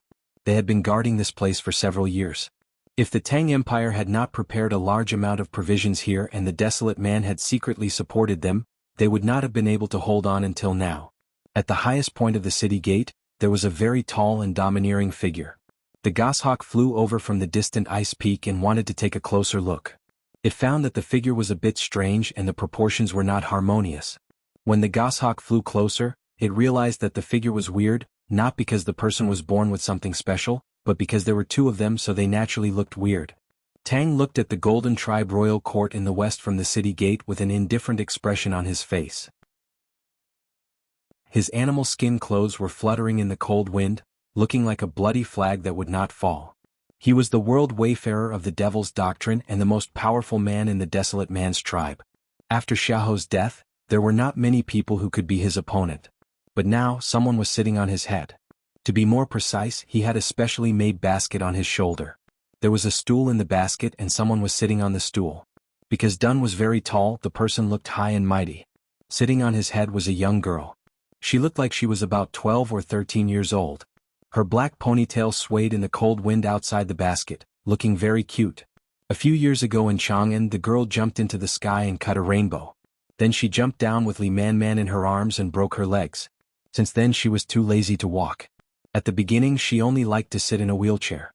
When she came to the wilderness, she began to sit on Tang's back. Even now, her injuries were basically healed, she still refused to get off. She said that it made her look more powerful. Since the day she became a little girl many years ago, her biggest regret was not the trouble every month, but not being powerful enough. Tang did not have any opinion on the girl's special preference. Because she was the current Grandmaster of the Devil's Doctrine and also the Academy's third sister, Yu Lian, and his teacher. Just like in the past few years, Tang carried Yu Lian everywhere in the wilderness. Today she came to Helan City because she wanted to see what the Golden Palace was doing in Helan City. The priests in the left King's Palace of the East Wilderness, as well as the powerhouses sent by the Divine Hall, were all killed by her and Tang in the past few years. Long Qing's loyal subordinates were the first to die. It sounded simple, but it was extremely terrifying when one thought about it carefully. She and Tang were only two people, but they were about to destroy a tribe. The population of the territory ruled by the tribe was actually no different from that of a country. There were tens of thousands of elite cavalries, endless support from Haotian Taoism, and countless powerhouses in the See-Through State and Knowing Destiny State. But they destroyed it just like that. When Ning Ke was fleeing with Sang Sang on his back, he always had the feeling of fighting against the whole world alone. But what Yu Lian and Tang did was really the two of them destroying a world. After a few days, when she killed the last powerhouses in the East Wilderness, the warriors of the Desolate Man's tribe would collectively go south. Whether the more than 1,000 papal cavalrymen of the West Hill Divine Palace stationed in the Yen Kingdom would go north or not, the name of the left King's Palace would not exist in the human world for long. In the future they could only look for it in the pile of old books. Yu Lian was very confident about this. She thought it was a matter of course and she did not even bother to show her confidence. But she knew that the Golden Tribe Royal Court would not let this happen. So what would Shan Yu do? What kind of gift did the National Master and the 13th priest prepare for her? The snow in the wilderness had stopped last night. The snow in the city of Wei and the city of Helan had also stopped. The air that had been washed by the snow for several days was unusually clean. She stood up and looked to the far west. The gate of Helan City was extremely high between two cliffs. Tang was very tall and she stood up in the basket, so she was naturally taller. But she was still not satisfied. She stood on her tiptoes on the stool, which looked interesting. I don't want to wait anymore. I feel something is happening over there. The wind blew her hair on her young face.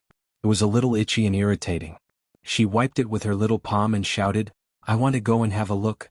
She moved in the basket and Tang's body was a little unstable. He held the bottom of the basket and said, the Golden Palace can't pass through Helan City. If we want to keep the last hope of the left King's Palace, we have to use other methods. Yu Lian thought of a possibility and then realized that it was not a possibility but something that would definitely happen. She said, they're going south. Inform the tribe that we are going south too. When she said this, there was no emotion in her voice. It was just that the little girl's voice was immature, so it sounded like a little girl trying to have a serious conversation like an adult. It was very funny. Tang was used to this voice over the years. But his iron-like eyebrows still trembled uncontrollably. He said, "The Golden Palace will be prepared. Maybe we should prepare for it too." As I said, I'm curious about the gift they prepared for me. Yu Lian said expressionlessly, "I heard that the little slave is a gift from Sang Sang to the human world. I'm Ning Kei's senior sister. I'll open it for him. If I'm not satisfied, I'll return it." Shouldn't we worry about the Central Plains? Tang thought of the world wayfarer of Taoism who used to be as famous as himself. He felt uneasy. The Abbey Dean is not an idiot like Xiong Chumo. Killing Yi Su is meaningless to Taoism. Why would he do it? The best and only way for Taoism to deal with it is to wait. Yu Lian said, "If the battle between Haotian and the headmaster in the Divine Kingdom is decided before the new stream affects the foundation of Haotian's faith, they will win by waiting or gambling." The new stream was of faith. With the protection of the Academy and the Tang Empire, it would be difficult to completely destroy the faith. The more pressure Taoism exerted on the new stream, the more likely it would help the new stream to grow. If the Academy wanted to take the lead in this war, it had to help the new stream to grow and weaken the power of Haotian before the battle in the Divine Kingdom was decided. Relatively speaking, Taoism seemed to be in a good situation. But in fact they were in a passive position. It was wrong to do it or not. As Yu Lian said, they could only wait calmly or helplessly. The Academy had the initiative. That was why Ning Kei wanted to talk to the world. He was qualified to do so. He was confident that he could persuade Taoism and the Abbey Dean. Yu Lian had the same idea.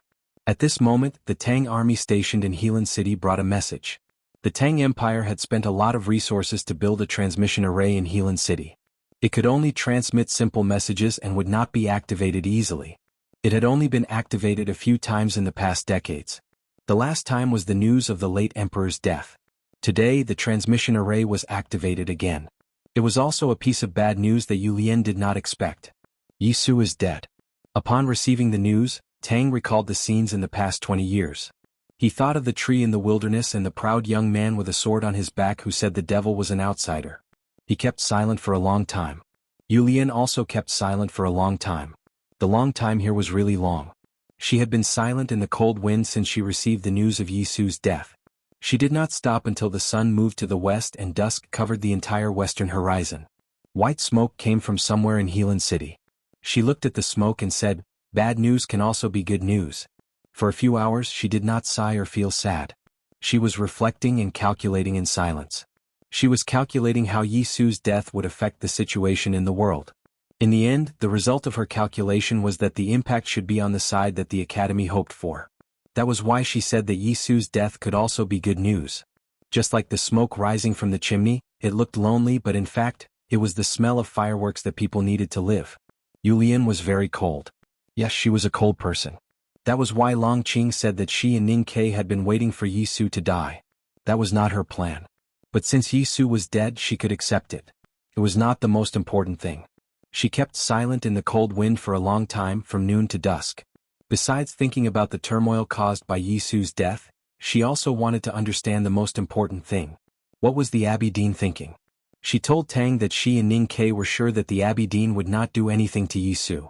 It turned out that she and Ning Kei were wrong. There must be a big problem hidden in this mistake. I will not feel comfortable if I don't figure out what he is thinking. Yu Lian walked down the city, leaving the dusk behind. At the same time, she also left the Golden Tribe royal court behind. Compared to what she was worried about, those things were not worth mentioning at all. At the other end of the transmission array in Helan City was the Tang Imperial Palace.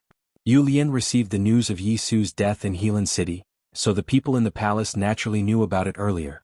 The atmosphere was extremely depressing. Li Yu's face was a little pale. She did not know whether it was because of the lack of sunshine in recent years or some other reason. She looked calm, but her hands clenched on the chair, looking a little uneasy. In fact, not only was she uneasy, she was also very nervous and even afraid. But she was the regent princess, and she had to set an example for the emperor, so she could not show too many emotions. The young emperor was getting older and would officially ascend the throne next year. He had been educated by Mr. First, and he had performed extremely well both in virtue and ability. But he was still a young man, and today he encountered a situation that he had never encountered before. Thinking of the war years ago, he could not help but feel a little scared. Zheng Jing, the Grand Secretary, stood in front of the steps and said, "As the Emperor, even if the world changes, mountains are destroyed and rivers are broken, he must remain calm. This is the example that the Emperor should set for his subjects." The young Emperor looked at Liu nervously and said, "I understand, but I am a little worried about whether 13th uncle can stop that person." Zheng Jing, the Grand Secretary, shouted sternly, "So what if he can't stop him? It's not like that person has never entered Chang'an."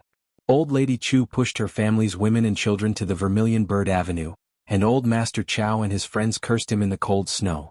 The people of Chang'an threw bricks and waved their knives. Was there anyone who was afraid? Liu walked to the Emperor's side, held his hand and said gently, "Are you still afraid?" The young Emperor's cheeks flushed upon hearing Zheng Jing, the Grand Secretary's words, and his courage increased. He held her hand and said, "No. Even if that person enters the imperial palace, I am not afraid." The officials in the hall were very nervous and security was tight everywhere, but the palace gate was not closed.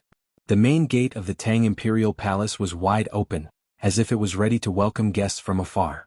All the civil and military officials in the court, and even the ordinary people in Chang'an, were preparing for battle. It was not because of Yi Su's death but because of something else. From last night to this morning, the iron arrow had not appeared in the capital of the Kingdom of Song. There were only yellow sand and falling snowflakes on the square, but no shrill whistling of the arrow. Where was Ningke? What was he doing? The legendary primordial 13 arrows required a lot of strict conditions to perform a long-range sniping that ignored distance. However, those conditions had actually been fulfilled during this period of time.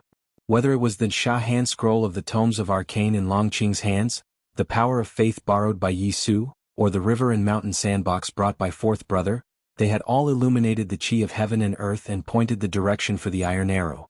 At the moment when Tang Xiaoteng jumped down from the sky, Longqing was as bright as a golden flower in the ocean of consciousness, just like he had been many years ago on the snow cliff of Tianqi Mountain.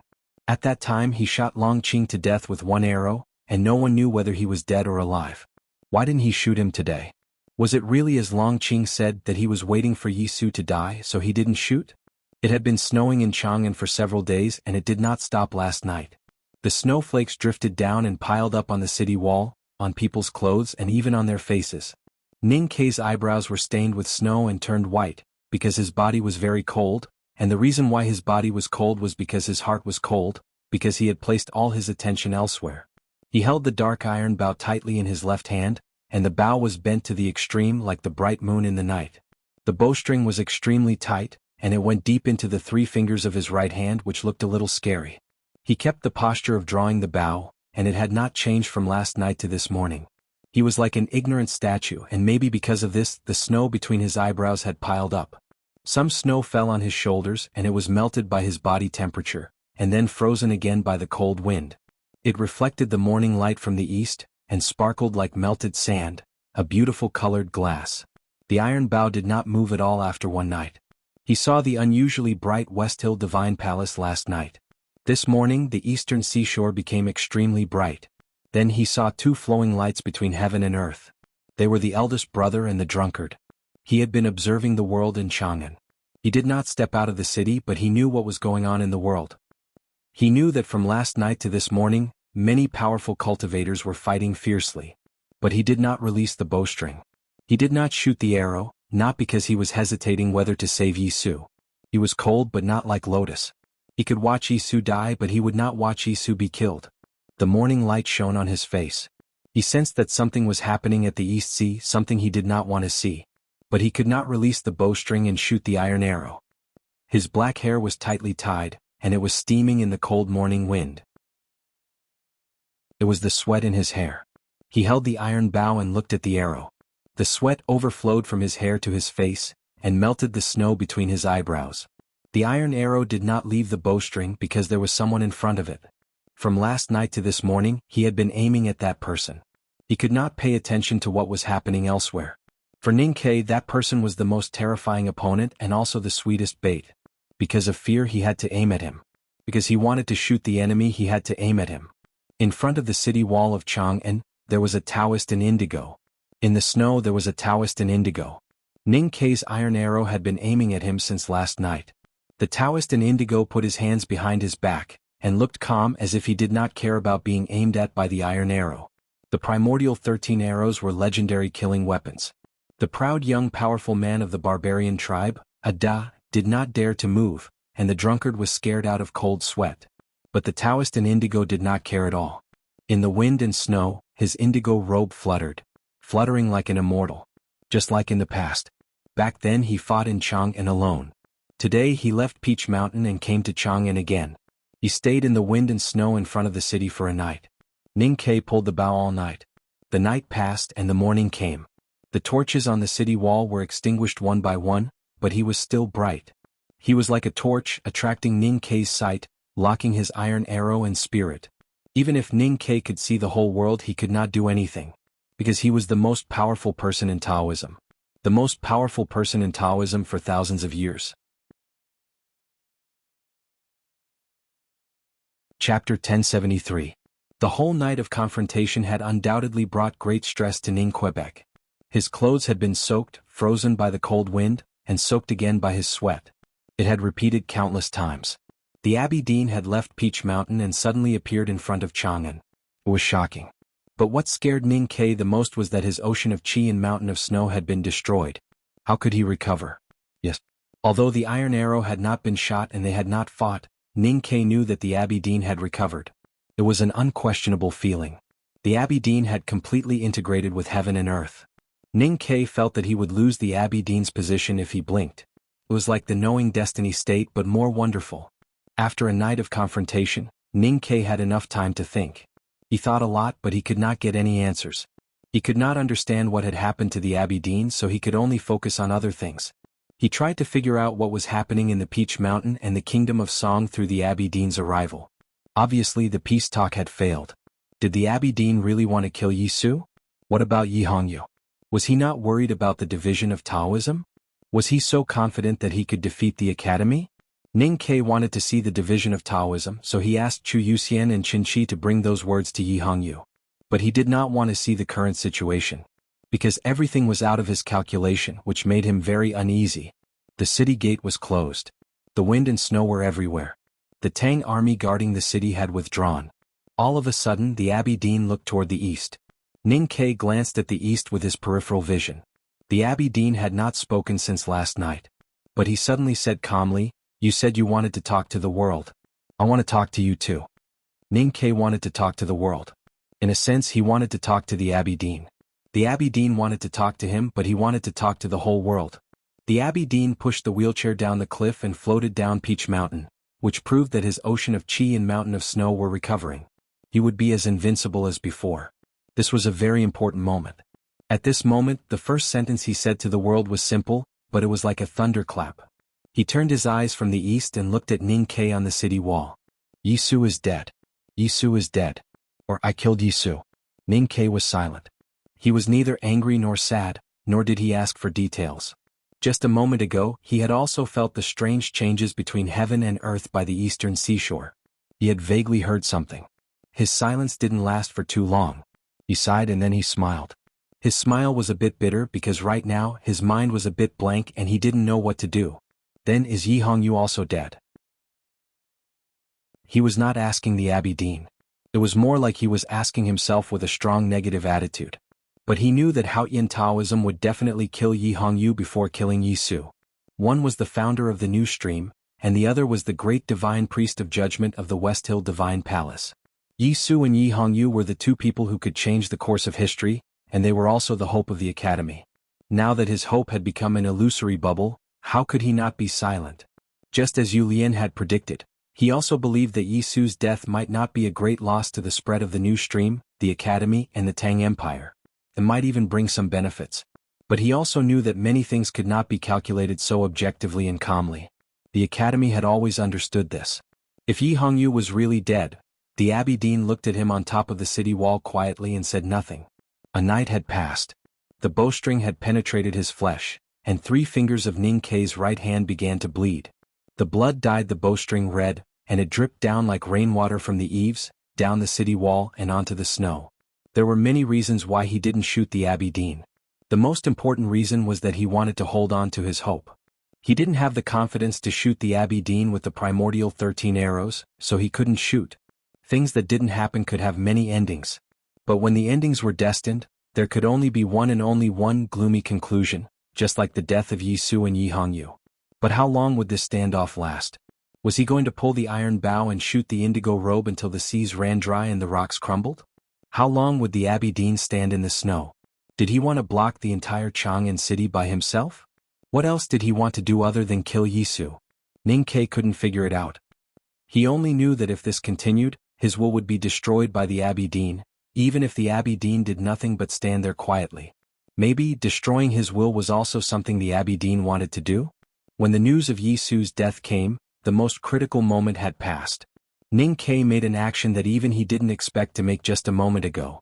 He withdrew the arrow and put away the bow. With this action, the ice on his shoulder broke into pieces, and the snow on his clothes fell down. The Abbey Dean's eyes showed appreciation. But Ning Ke's expression was indifferent. He was also indifferent to himself. Yi Su was dead, and the Abbey Dean's most important goal was achieved. He had suffered a crushing defeat. If this standoff or battle had to continue, he could only use this method to force himself and Chang'an into a desperate situation, and to seek survival in a desperate situation. He carried the iron bow on his shoulder. The gate of Chang'an city was unguarded. Please come in. If the Abbey Dean wanted more, Chang'an would welcome him. Ning Ke didn't think the Abbey Dean would take this risk after Yi Su's death. A few years ago in Chang'an he used thousands of knives to kill the Abbey Dean. Now he could do the same. He didn't regret not shooting the East Sea last night or before. Because the Abbey Dean was always there and he couldn't be distracted. But now he didn't need to be distracted. The Abbey Dean looked at the city wall, smiled and turned to leave. Ning Ke looked at his back and said, "I will figure out what you want to do." The Abbey Dean didn't look back and said, "When you figure it out, you will come to me." He was gone, but the wind and snow were still there. Ning Ke didn't sit on the city wall anymore because he needed to figure something out. Taoism's unexpected decisiveness confused him, but he didn't feel frustrated. History always went up in a spiral and wars rarely won all the way to the end.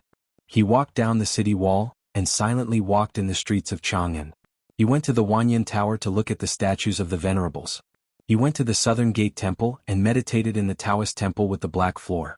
He didn't go to Lin 40th Street but to Yanming Lake.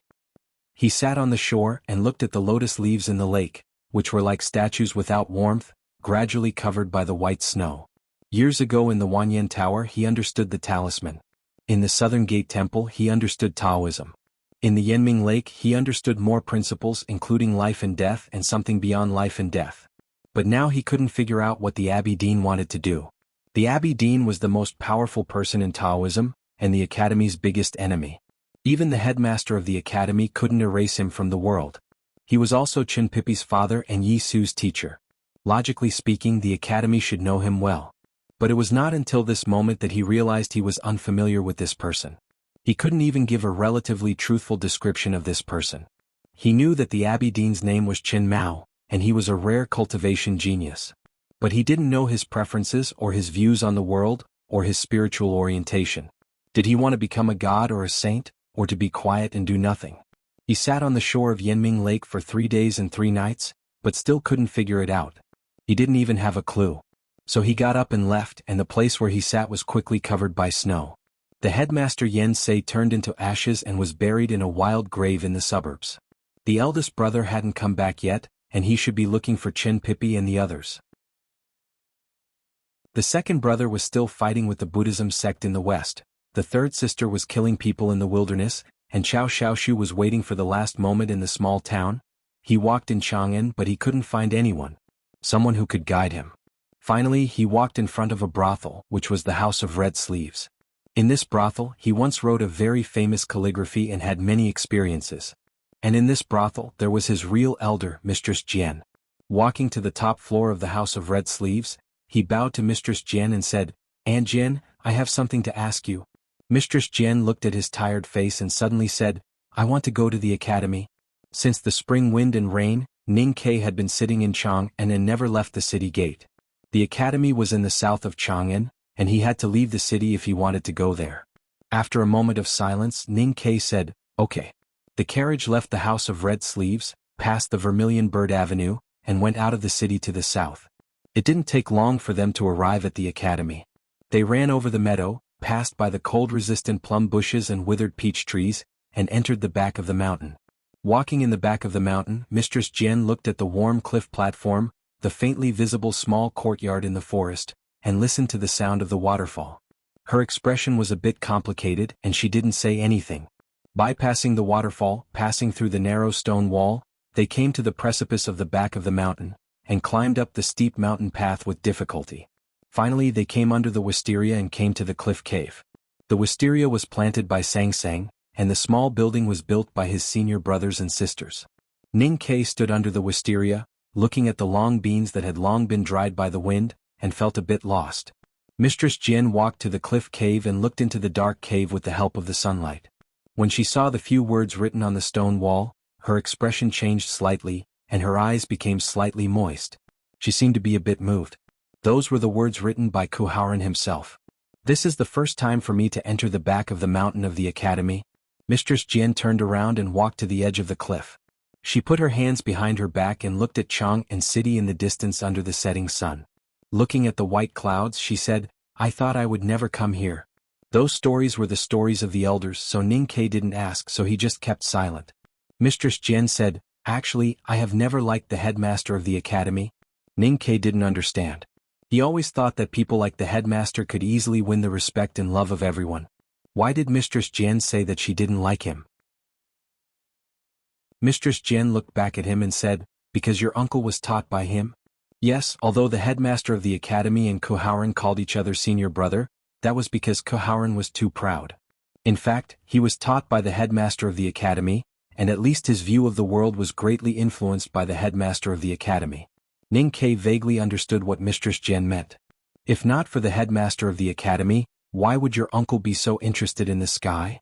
Mistress Jian looked at the sky and said, "The academy always says that it looks after the human world, but in fact? When did you really look at the human world? You always look at the sky and always think that one day you will defeat and break the sky. But when did the sky ever offend you?" What she said was very unreasonable, especially when she said it in front of this cliff cave.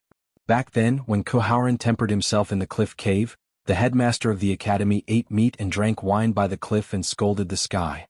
Until later, whether the academy's view of the world was correct or not, it could not be the concept of a fight between hooligans. He rode a black donkey and held a sword upside down.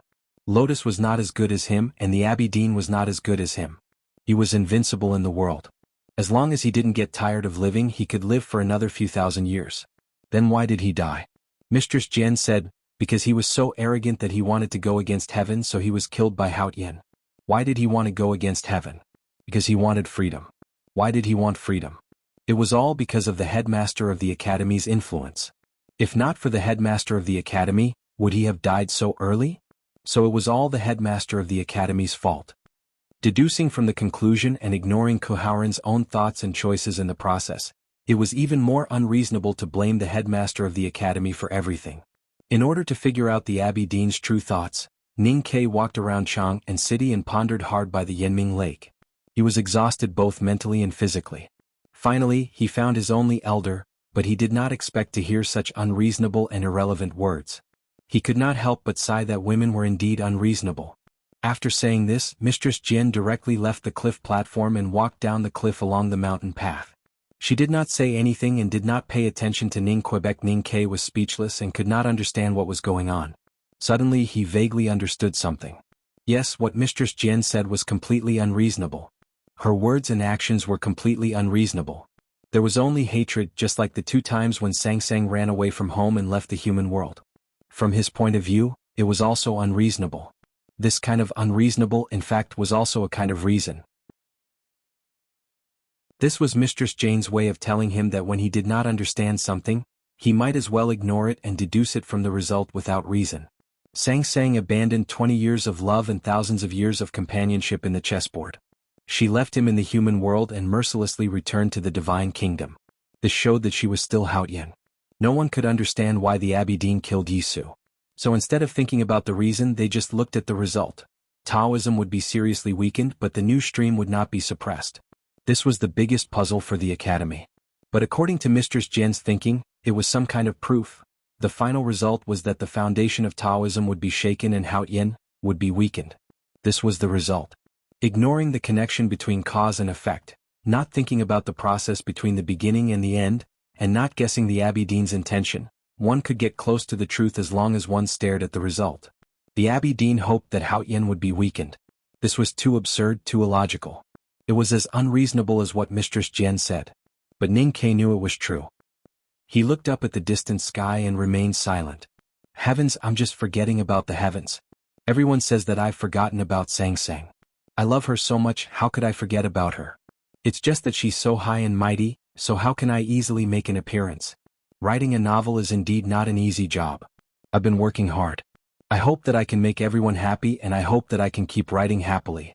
Shake hands, my dears. Let's have a good time together. Chapter 1074. So that's how it is. Then what does it mean? Although he did not get the final answer, Ning Ke was one step closer to the truth and to the Abbey Dean's idea. Maybe it was just a small step, but it was a big gain. Because according to the usual way of thinking, neither he, eldest brother, nor Yu Lian could come to this conclusion. In other words, no one dared to. Haoyin Taoism wanted to weaken Haoyin and even destroy it. It was not as simple as deceiving the master and destroying the ancestors. It was fundamentally against faith and logic. No one would think like that.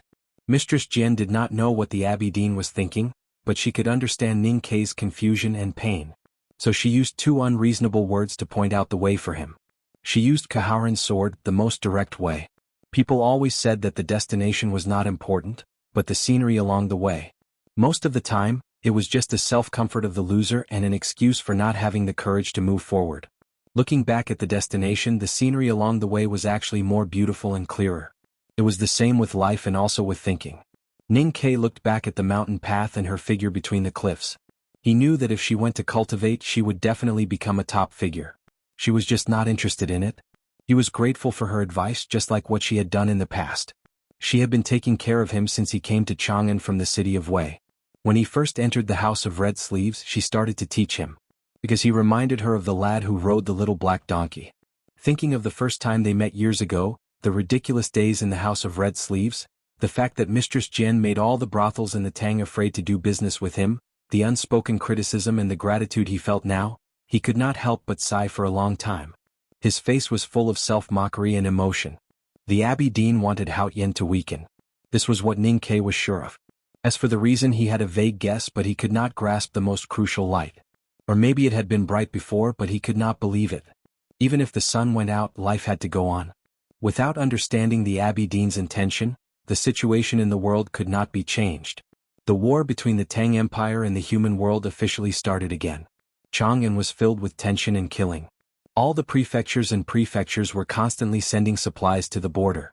The military ministry was brightly lit throughout the night, constantly mobilizing troops. The world outside of the Tang Empire was also in chaos.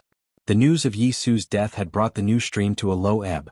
However, according to the intelligence of the secret guards, there was no large-scale withdrawal of the news stream. It was believed that after some time, the news stream would become even more powerful. Since the war had already begun, it had to be won. This was the principle that Ning Ke had always followed, and it was also the principle that the Great Tang followed. But to actually carry it out was assuredly very difficult. The most elite Yulin royal guards in the capital region had been transferred to the Verdant Canyon, ready to go south to Qinghe Prefecture at any time. On the surface, it seemed that Chang'an did not need to worry about defense with Ning Ke around. However, it also showed that the Tang Empire was under great pressure. Even the Yulin royal guards had to enter the battlefield and prepare for field battles. Ning Ke stood on the city wall, looking at the falling snow and the advancing Tang army in the wind and snow. He thought that since the war had begun, it seemed to be someone's principle to win. Was Yi Hongyu really dead? According to the Abbey Dean's style and wisdom, if Yi Su was going to die, she would die at the same time. He would not leave her any chance of survival. And according to what he had sensed that night, she was indeed dead. The Taoist of the Jishou Abbey, the hierarch of the Divine Halls, Xiong Chumo and Zhao Nanhai of the South Sea. Facing such a lineup, Ning Ke was not confident that he could escape, and neither could she. But for some reason he felt that Yi Hongyu was not dead. A woman like her should not have died so quietly. He had an unreasonable confidence in her. It was dead silent in the divine halls of West Hill. Countless divine priests and deacons knelt before the stone steps. They looked pale and terrified because the thunder was roaring above their heads. The light screen made of thousands of rays of light was trembling under the thunder, as if it would fall at any time. The tall figure behind the light screen was trembling. Was it because of anger or fear? Yi Hongyu jumped into the abyss. The hierarch and Zhao Nanhai were sure that she was dead, but they did not relax. They sent many people down to the abyss to look for her body. The abyss under the precipice was extremely dangerous. The one in charge of this mission was a powerful cultivator in the knowing destiny state from the South Sea, and many other powerful cultivators from Taoism. Even so, it took them more than 10 days to return to Peach Mountain. By the time they came back, less than 1/5 of them were still alive. Most importantly, they did not bring back the body that the hierarch wanted to see the most. All they could bring back was bad news. The hierarch's angry voice exploded in the Taoist hall like thunder. Those kneeling before the stone steps were terrified. They did not know what kind of punishment they would face, so no one dared to speak. After a long time, the hierarch finally calmed down. His voice also became much softer. Only his closest subordinates could hear the uneasiness in his voice. Find her and kill her at all costs. The divine halls of West Hill did not find Yi Hongyu's body at the bottom of the abyss. But they found several ruts and traces of people passing by, which proved a shocking fact. Yi Hongyu was still alive. She jumped from the railing to the precipice and fell into the clouds. When everyone thought she was dead, she was still alive. She did what only Hao Yin could do. How did she do it? If we were to start from the beginning, we would have to go back to half a year ago. At that time, a letter left the Divine Hall of Judgment and was sent to a place through the most secret way. It was an invitation. To put it simply, we could turn the picture to that night. It was the night when the hierarch Xiong Chumo, the middle-aged priest, and Zhao Nanhai besieged Yi Hongyu. During the day before that night, Chu Yuxian and Qinshi had a passionate conversation in the Taoist hall. They invited Yi Hongyu on behalf of Ning Ke and expressed the contempt of the Academy and the Tang Empire to the entire divine halls of West Hill. Because of Yi Su and the prediction of the Abbey Dean, Yi Hongyu did not accept Ning Ke's rude invitation. But she did not ask the hierarch to kill them either. Instead, she locked them in the U prison. The U prison was a place used by the divine halls of West Hill to imprison the traitors and the remnants of the devil's doctrine. It was heavily guarded with countless tactical arrays waiting to kill. For countless years, no one had ever escaped from this prison except for Wei Guangming. Even Ning Ke could not do anything to Qin Pipi when he was imprisoned here. Chu Yuxian and Qinshi were taken to the deepest part of the U prison by the black-robed deacons of the judicial department. They were locked in a cramped cell behind the iron fence. At that time they had no hope of leaving. They knew that they would either die or never see the light of day. Either outcome was hopeless. What comforted them was that no one came to interrogate them from day to night. The rumored horrible means of the judicial department did not fall on them. It was very simple for them to understand that they were not badly mutilated and did not want to commit suicide because of Yi Hongyu. Only she would do that. Tonight or tomorrow she might coldly kill Chu Yuxian and Qinshi, but she would not torture them. That was already a great mercy for her. She did not accept Ning Ke's invitation. It seemed that she did not want to make Ning Ke angry. Chu Yuxian and Qinshi sat in the cell and looked at the stone wall in silence. There was nothing in the cell except a bucket of water. No one brought them food.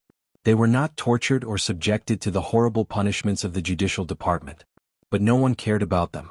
The long wait was actually a cruel torture. They did not know when someone would come in and kill them. The psychological anxiety made Chu Yuxian a little uneasy, and his face became paler and paler. Qinshi's thoughts were much deeper than his. He was wondering if Yi Hongyu was waiting for them to kill themselves by hitting the wall when no one was paying attention to them. A quiet environment always made people think too much, especially for Qinshi, who was good at scheming. The more he thought about it, the more he felt that it was true. Yi Hongyu's mercy should be to give them a chance to kill themselves. He told Chu Yuxian, who became paler. After a moment of hesitation, he asked what they should do next. Should they kill themselves by hitting the wall or wait for another night? Qinshi did not hear it. Just when Chu Yuxian asked, a horrible bang came from outside the cell, which completely covered Chu Yuxian's most courageous question in his life. Along with that terrifying sound, there was a tremor. The cells hidden deep in the mountain began to shake violently. The water in the bucket kept swaying and splashing out a lot. Chu Yuxian held the wall and struggled to stand still. He felt a little dizzy. Was it an earthquake? Qinshi's expression became serious. He quickly walked to the stone window and looked out of the cell. He could only see the bright moon in the night sky and nothing else. He clearly heard that the horrible crash came from the night sky outside the cliff, and the tremor should come from the top of Peach Mountain, which meant something happened there. Then, several more loud bangs came from the top of Peach Mountain. The tremor spread to the cell. More and more water splashed out of the bucket, wet the ground, and then flowed to Chu Yuxian. Chu Yuxian took 2 steps back and asked Qinshi with a pale face, "What happened?" Qinshi shook his head and said, "I don't know." They were prisoners now, so they did not know that several top powerhouses of Haoyan Taoism were fighting in the Black Divine Hall of Judgment on the top of Peach Mountain. The horrible crash and tremor were the effects of the battle. Hearing footsteps, Chu Yuxian and Qinshi looked back and saw a deacon in black walking to the fence, took out a key and opened the fence. He signaled them to follow him out. The deacon in black was about 40 years old. His face was extremely pale, not because of illness or fear, but because he had not seen the sun for years. The deacon took out the key, opened the fence, and signaled the prisoners to follow him out. His pale face showed no expression and he looked calm and natural. Chu Yuxian and Qinshi looked at each other and saw the confusion and anxiety in each other's eyes. The change happened suddenly, but they did not know whether it was good or bad. Would they be greeted by death or something else after they left the stone room? After leaving the cell, they were greeted by a very long passage.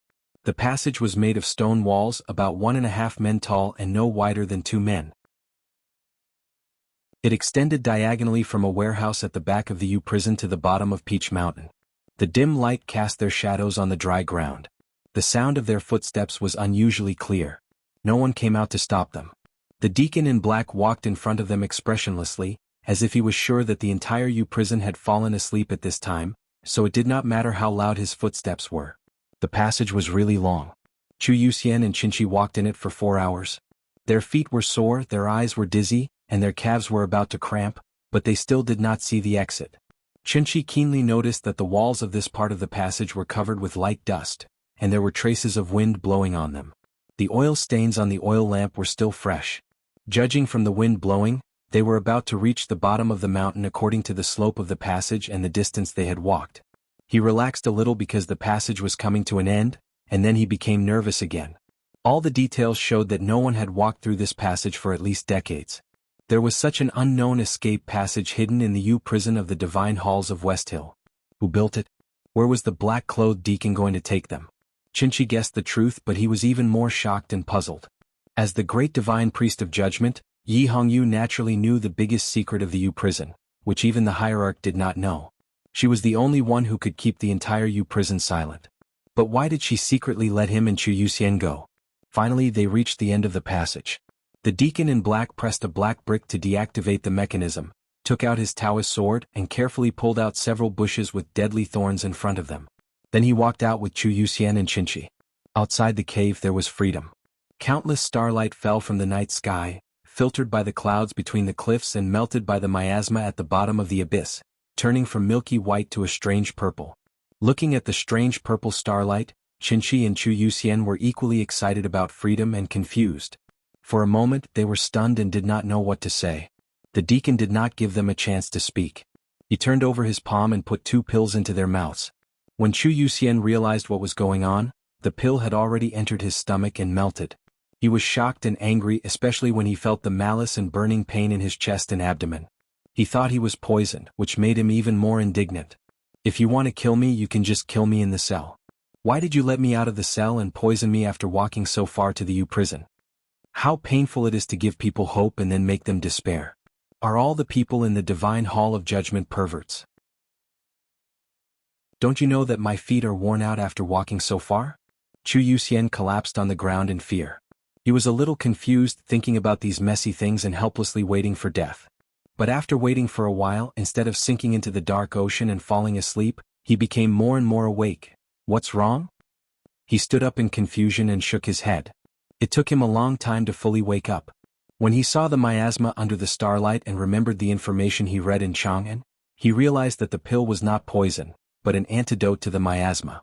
He could not help but feel embarrassed. He wiped the sweat on his forehead and the rotten leaves on his body. Then he walked to the deacon and Qinshi in front of him. When he was about to move forward, he found that the two did not mean to. Most of the trees at the bottom of the abyss were vines without large leaves, so it was not accurate to call it a forest. Normally the view should be relatively wide, but it was not. Most of the starlight in the night sky was covered by the clouds and mist between the cliffs, which was why it turned into that weird purple color. After they stood for a while, the miasma around them became thicker and thicker, and the environment became extremely dark. Chu Yuxian noticed that there were thick rotten leaves under his feet.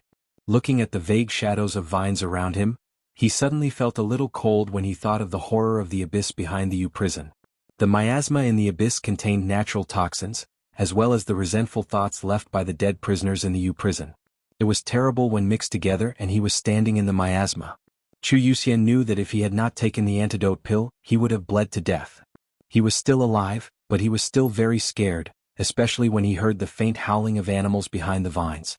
His forehead, which had just been wiped dry, was covered with cold sweat. There was a miasma, and there were powerful creatures living in the miasma for countless years. It was said that no one had ever walked out of the abyss. Could they walk out? If they could not, wouldn't they still die? Chu Yuxian thought in fear. Looking at Qinshi and the deacon who were standing still, he did not understand why they did not continue to move forward. The wind blew down from the cliffs and thinned the miasma in the forest. When the starlight shone again, Chu Yuxian noticed that there was a pool nearby, and there were some vague shadows on the other side of the pool, which should be carriages. How could there be carriages in such a dangerous isolated area? Whose carriages were those? Who was in those carriages and waiting for who by the pool? Waiting for him? Then why didn't they go there? Chu Yuxian narrowly escaped death tonight and encountered the abyss of certain death. His spirit had been repeatedly shocked, and he had become a little confused. He kept thinking about these messy things. As the brain of the fish dragon gang, Qinshi was known for his coldness, so he was much calmer. He only glanced at the carriages for a few times, and then looked up at the night sky like the deacon beside him. Something should fall from the night sky. At this moment, Qinshi vaguely understood something. It seemed that the Academy's plan had succeeded. Yi Hongyu was really going to betray Taoism. But why did she choose to leave in the middle of the night and choose such a dangerous path? What puzzled him the most was whether Yi Hongyu would really jump down from the top of the Peach Mountain, break through the clouds, and fall directly here as the black-robed deacon hinted. The top of the Peach Mountain was as high as the sky. There were countless dangers between the cliffs and the miasma at the bottom of the abyss. No matter who jumped down, they would definitely die. Sang Sang didn't die because she was Haotian. Ning Ke didn't die because Sang Sang jumped down with him and hugged him tightly in her arms when they landed. No one came to hold Yi Hongyu, and Sang Sang had already returned to the Divine Kingdom. Then how could she survive? She could not survive. Qinshi thought desperately. The hierarch Xiong Chumo, the middle-aged priest, and Zhao Nanhai all thought the same. Even the abbey dean had the same thought. Between the cliffs at the back of Peach Mountain, there were two startling grand formations. In the clouds and mist, there were many ancient inhibitions. Those were the wisdom accumulated by Taoism over countless years. They were not managed by the Divine Hall of Judgment but operated on their own as if they were alive. They grew stronger and stronger with the help of nature. Apart from the difference between the top of the mountain and the bottom of the abyss, the most dangerous part of the road in the night sky was not the poison in the miasma, but the array that represented the wisdom of Taoism. Even if Master Yensei came back to life, he could not break it in a short time, not to mention in the moment of falling. Who could do it? However, there was a sound of breaking through the air between the cliffs. Someone had really jumped down from the top of the mountain. Qinshi became extremely nervous. He was not Ning Ke, so he could not have such blind confidence in Yi Hongyu. He always felt that he would see Yi Hongyu die in the next moment. Yes, as he had thought before, no matter how powerful Yi Hongyu was, even if she suddenly learned talisman Taoism skills like Yensei, she could not survive. But she still jumped down. She was seriously injured by the three giants of Taoism. She walked to the railing but did not look into the distance. Instead, she calmly walked to the cliff under the starlight and fell into the abyss together with the snowflakes. No matter how he looked at it, she would definitely die. At this moment, a complex array intent was generated in the miasma at the bottom of the abyss. At the same time, another array intent was generated on the cliffs. The two array intents met in the purple starlight. Chu Yuxian and Qinshi did not understand why they subconsciously described the array intent with the word smell when they felt it. Or was it because the array intent really had a smell? It was the smell of pig iron, and there were traces of rust on the iron. It was a little sweet, but there was also a little bitterness in the sweetness. There was also an indescribable sense of excitement. Then the smell turned into the smell of stone. To be more precise, it should be the smell of moss on the stone. There was a little moisture and there was a hint of the greenness of plants. What was strange was that there was no slippery feeling on the tongue. The moss seemed to have dried up in an instant. What did the smell of pig iron mean? What did the smell of stones and moss mean? Chu Yuxian and Qinshi were shocked and uneasy. Then they found it difficult to breathe. The reason why they had difficulty breathing was that they felt like there were countless stones in their chests and abdomens. Those stones were angular and extremely uncomfortable. What on earth was this array? They looked back in shock at the beginning of the array in tent, the carriage on the opposite side of the pool. They wondered who was sitting in the carriage and how could it be so powerful.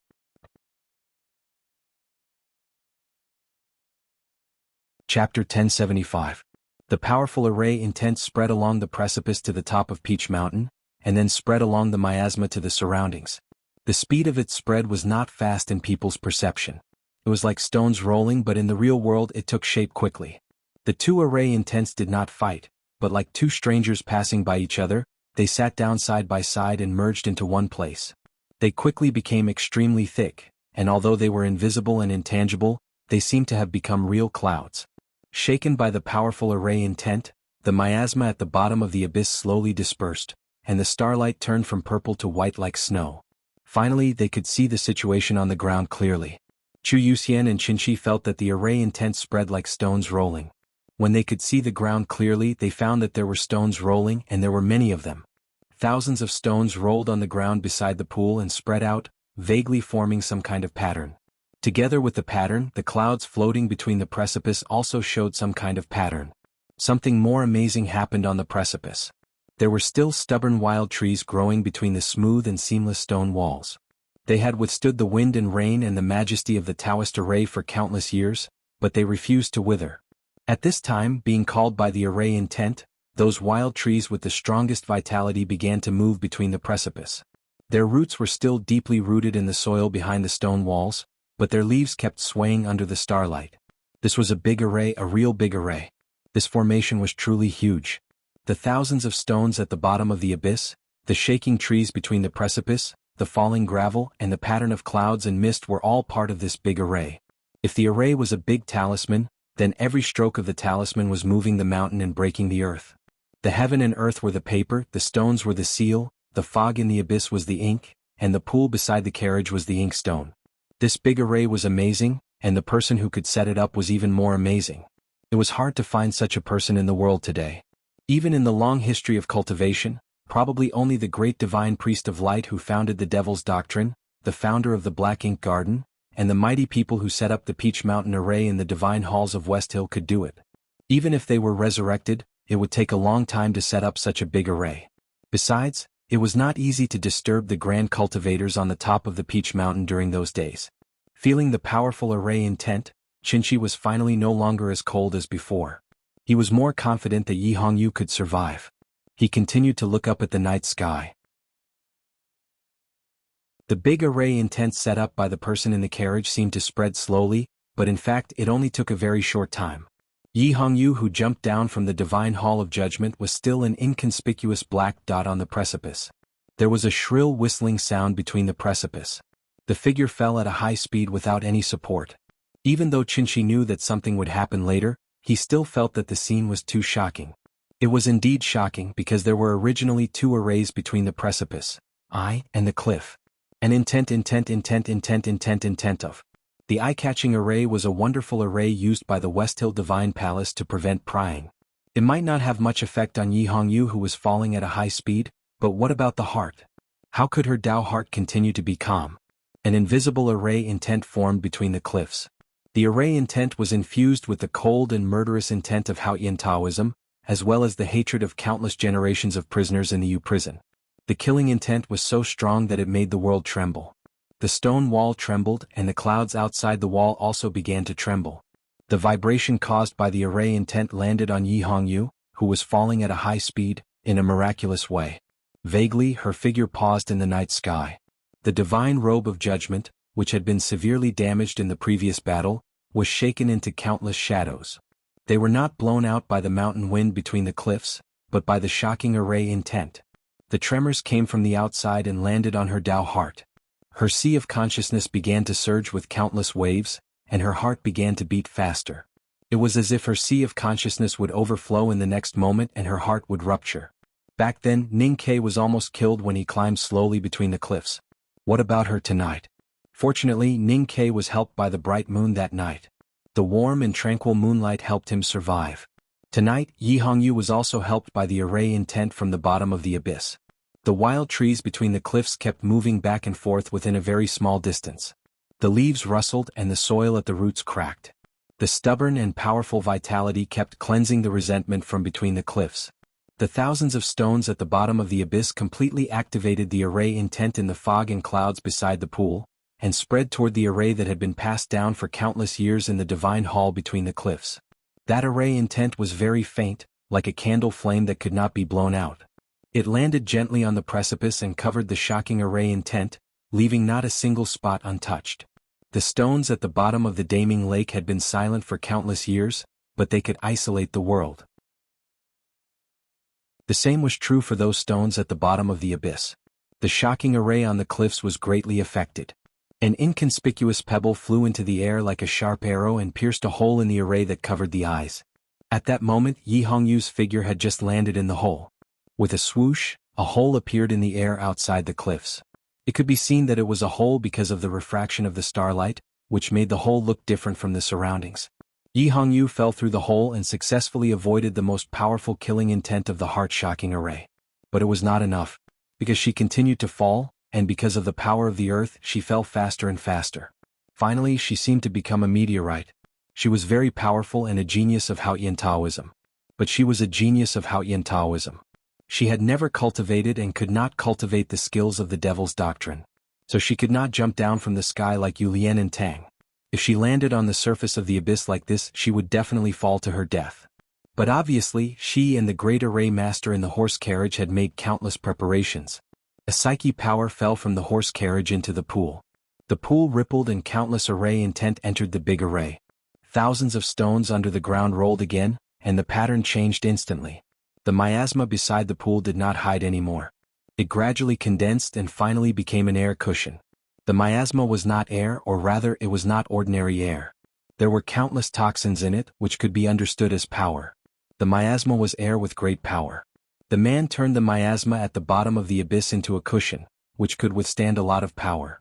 The whistling sound came from the top of the mountain to the bottom of the abyss. The strange beasts in the dark forest that made the strange sound were scared and ran away. Chu Yuxian and Qinshi covered their ears in pain. There was another loud bang. A figure fell heavily to the bottom of the abyss. In the sound of crashing, tens of thousands of rotten leaves and green branches were shaken up and thrown into the sky like fireworks. At the same time, several streaks of blood dyed the night sky red. Seeing this, Chu Yuxian and Qinshi turned pale. They did not know whether she could survive or not. They were about to rush over to save her, but suddenly there was a dense whistling sound around them. Dozens of figures rushed over like sharp arrows. They were all black-robed deacons of the Divine Hall of Judgment. Chu Yuxian and Qinshi were slightly surprised that they did not notice these people were there. A moment later, with the sound of footsteps, dozens of black-robed deacons came over, guarding Yi Hongyu. Yi Hongyu glanced at Chu Yuxian and Qinshi without any expression, and continued to walk over there. Chu Yuxian and Qinshi did not respond to her gaze. They looked away as if they did not dare to look at her, not because of awe, but because of her current appearance. At this time she was covered with blood. Her robe was badly damaged and piled up randomly on her waist. Half of her body was naked, and blood was still flowing along her perfect curves. It was a cruel beauty. Different from Chu Yuxian and Qinshi, the dozens of black-robed deacons around Yi Hongyu looked very normal. They did not show any special expression on their faces, nor did they try to avoid eye contact. Chu Yuxian and Qinshi followed them to the other side of the pool. When they were close to the carriages, they remembered the biggest confusion in their minds. Who on earth was that great array master? The answer was revealed soon because there were more than a dozen women standing beside the carriages. They stood on the other side of the carriages, so Chu Yuxian and Qinshi did not see them before. Those women were covered with gauze, and the swords hanging on their waists were very strange. They were the famous Xiu swords. Just like their eyebrows and eyes, there was natural softness and unyielding courage in their delicate beauty. They were the female disciples of the black ink garden of the Great River Kingdom. With a light squeak, the closed door was pushed open. At this time Yi Hongyu just walked to the pool. A woman walked out of the carriage. She did not have a sword on her waist but only a blue ribbon. Her black hair under the crown was like a pouring lake, and her royal robe was a little loose like a cotton dress. She was elegant and graceful, and her aura was calm and pleasant. She wore a pair of unique glasses in the world, but her eyes were still as unfocused as before, showing a kind of clumsy cuteness. She was Mo Shanshan, once the youngest divine talisman master, and now the queen of the Great River Kingdom. Yi Hongyu walked to her with blood flowing on her naked body. Those female disciples of the Black Ink Garden were a little surprised and did not dare to look at her.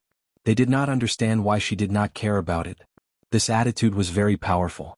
It was not bold or dissolute. Yi Hongyu did not care about her body being seen by others, even those filthy things. It was not that she was proud of her beauty and wanted to show her body to the world, but that she did not care about her body at all. She had no awareness of gender. From the moment she sat on the seat of heavenly black jade, she became a superior existence in the world, and had already surpassed the boundaries of men and women, because she was no longer an ordinary human being. That was why she was so calm and indifferent. Those black-robed deacons who were loyal to her also had to learn to be calm and indifferent.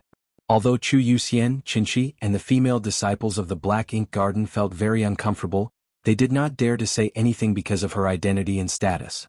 They could only avoid looking at her. Mo Shanshan was different. She left the carriage and walked forward. She took off her pure white royal robe and let it dance in the wind. When it fell, it wrapped Yi Hongyu's body. Looking at Yi Hongyu's snow-white cheeks, she frowned and asked worriedly, "Are you okay?" "I'm fine," Yi Hongyu said expressionlessly. Mo Shanshan could not get rid of the worry on her face. She was very clear that although she had prepared for it, she would have to pay a great price to escape from the three giants of Haoyan Taoism. She confirmed again, "Are you really okay?" Yi Hongyu slightly raised her eyebrows and seemed to be a little hesitant. She said, "What's wrong with me?" After saying this, she walked to the carriage, but did not throw away the royal robe that Mo Shanshan put on her. As soon as she walked into the carriage, she closed her eyes and sat down. Then she began to bleed. Mo Shanshan walked to her and reached out to hold her hand. She was very worried. On her snow-white skin, her slender eyelashes were as calm as willow leaves in the ice. There was not the slightest bit of trembling, but blood kept flowing out of her eyes. Blood also began to flow out of her ears and the corners of her lips.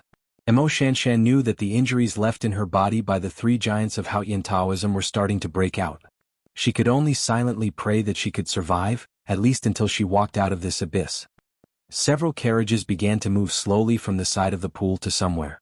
At this time, the bottom of the abyss was shrouded in mist again. Without a trace of starlight, it was naturally difficult to tell the direction. Chu Yuxian and Qinshi did not know where they were going. They were taken into the carriages by the disciples of the Black Ink Garden and walked with them silently. In the end, they could not help but ask each other. It was Zhuo Zhihua, the principal disciple of the Black Ink Garden, who talked with Qinshi. She did not say too many details, but compared with the big tactical array and the pictures she saw with her own eyes, the truth of the matter was clear. What happened tonight was all within Yi Hongyu's plan. Whether Ning Ke asked Chu Yuxian and Qinshi to bring those words to the Peach Mountain or not, she had already begun to prepare to betray Taoism. It was not because of the complicated relationship between her and Ning Ke, or because she had lived in Chang'an for a long time. It was because she was Yi Su's sister. Her judgment was actually very similar to Ning Ke's. They both thought that the Abbey Dean would not take the most extreme measures. However, she and Ning Ke were also used to not trusting anyone, including their own judgment. They were used to leaving a way out, or in other words, a way out. She was very clear that if these things really happened, she would have to face a terrible situation. So the way out was the last way, and the way out was the only way out. She had to ensure that it was kept secret and could not be discovered by the Abbey Dean and the hierarch. Moreover, a shameless person like Ning Ke could not know about it. She only trusted those who were worthy of her trust. In today's cultivation world, probably only the eldest brother of the academy, Jun Mo, and a woman who was very different from her, but in some aspects very similar to her. Many days ago, a letter left the Divine Hall of Judgment, crossed the surging river through the most secret channel, and arrived at the capital of the Great River Kingdom, which was full of maple leaves. It was quietly sent to the imperial palace. Mo Shanshan, who had been the ruler of the Great River Kingdom for several years, spent a lot of energy on such a simple letter. She let the people and the divine halls of West Hill think that she was still in the imperial palace, but in fact she secretly left the Great River Kingdom and came to the divine halls of West Hill. She even lived in the U prison for many days.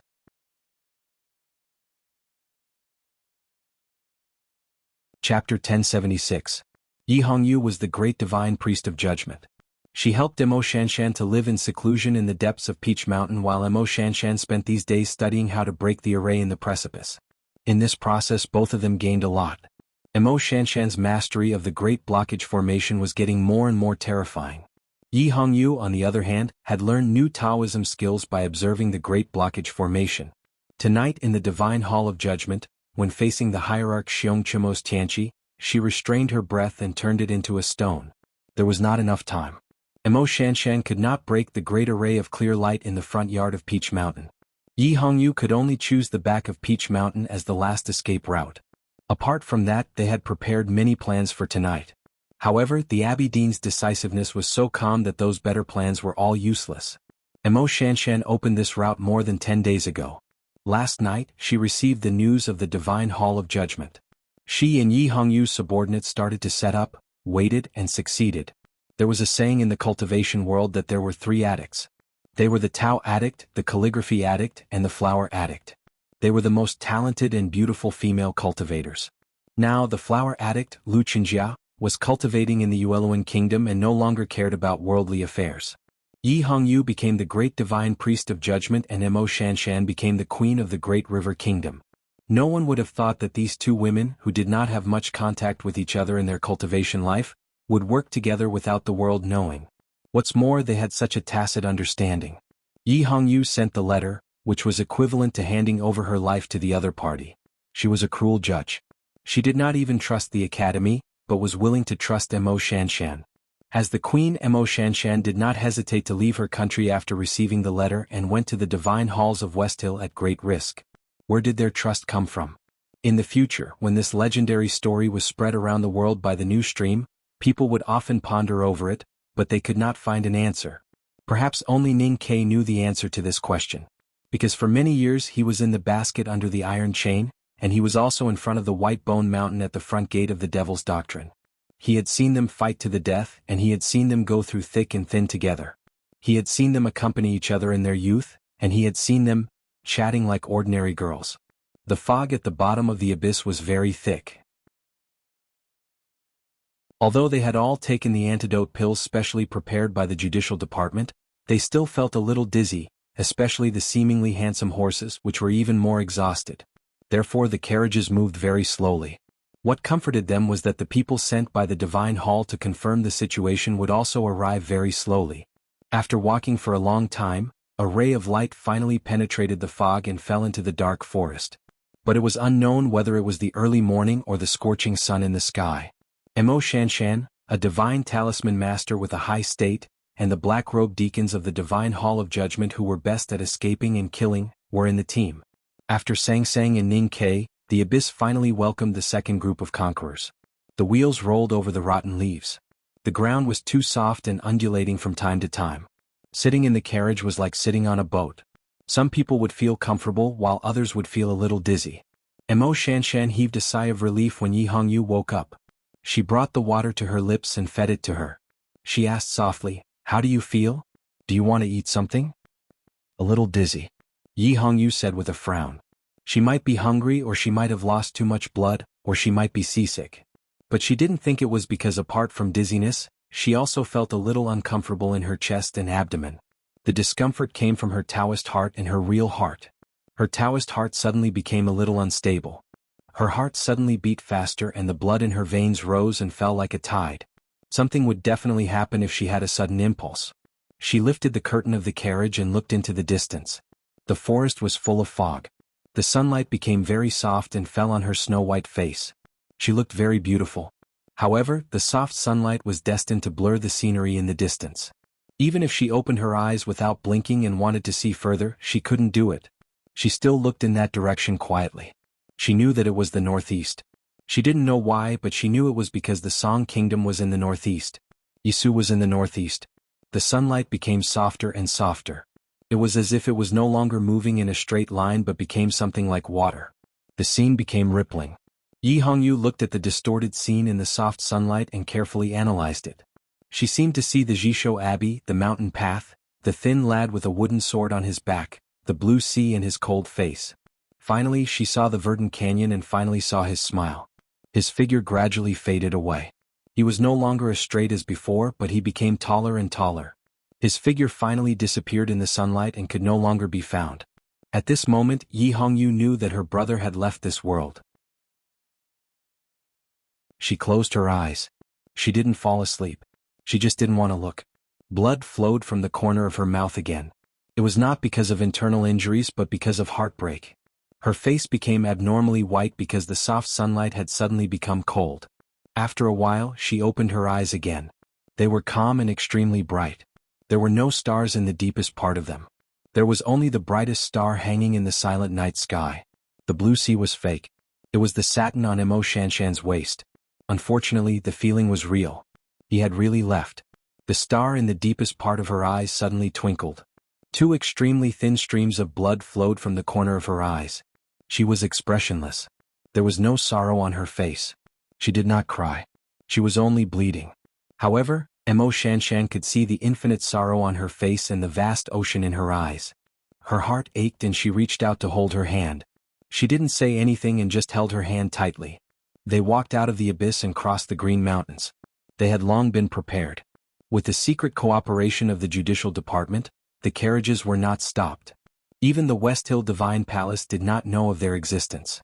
They walked out of the West Hill Divine Kingdom and came to the surging river. In front of the famous iron chain, Yi Hongyu looked at it for a while. Then the carriages continued south and entered the Great River Kingdom. At this time, the news of Yi Su's death had spread all over the world. As the most loyal ally of the Tang Empire, the Great River Kingdom was also in full preparation for war. The absence of the monarch did not affect the judgment of the courtiers. The people on the street all had swords hanging on their waists. They walked among the frost maples with solemn expressions. It really felt like every citizen was a soldier. Along the way, Yi Hongyu constantly issued orders to the priests and deacons who were still loyal to her in the Divine Hall of Judgment to hide. Peach Mountain would inevitably face a bloody purge. She did not know how many of them would survive, but she had to try her best. On the stone steps in front of the palace, Missouri Shanshan said goodbye to Yi Hongyu. Yi Hongyu would go to the Mogan Mountain Black Ink Garden to recover. At the same time, that place would become the office of the old Divine Hall of Judgment. Although she was still worried about Yi Hongyu's injury, she was the monarch after all. She had a lot of government affairs to deal with. Especially in such a serious situation, she had too much responsibility on her shoulders. She could not stay far away from the power center of the Great River Kingdom. I really want to know what you were thinking when you looked at the river in front of the iron chain. Lu Bai looked at the river and comprehended the sword. He drew the sword on a piece of paper and sent it to me. I want to see how much difference there is between my sword and the river. The difference Yi Hongyu was talking about was not the difference in the state of sword Taoism, but something else. What Lu Bai and my brother did is something I have never done before. I have always been indifferent to the faith.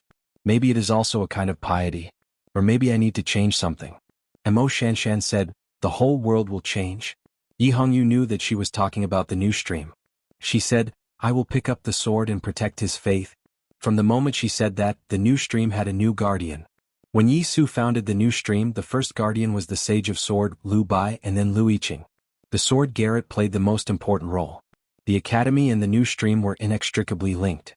But neither eldest brother nor Ning Ke could play the role of guardian, because they were non-believers.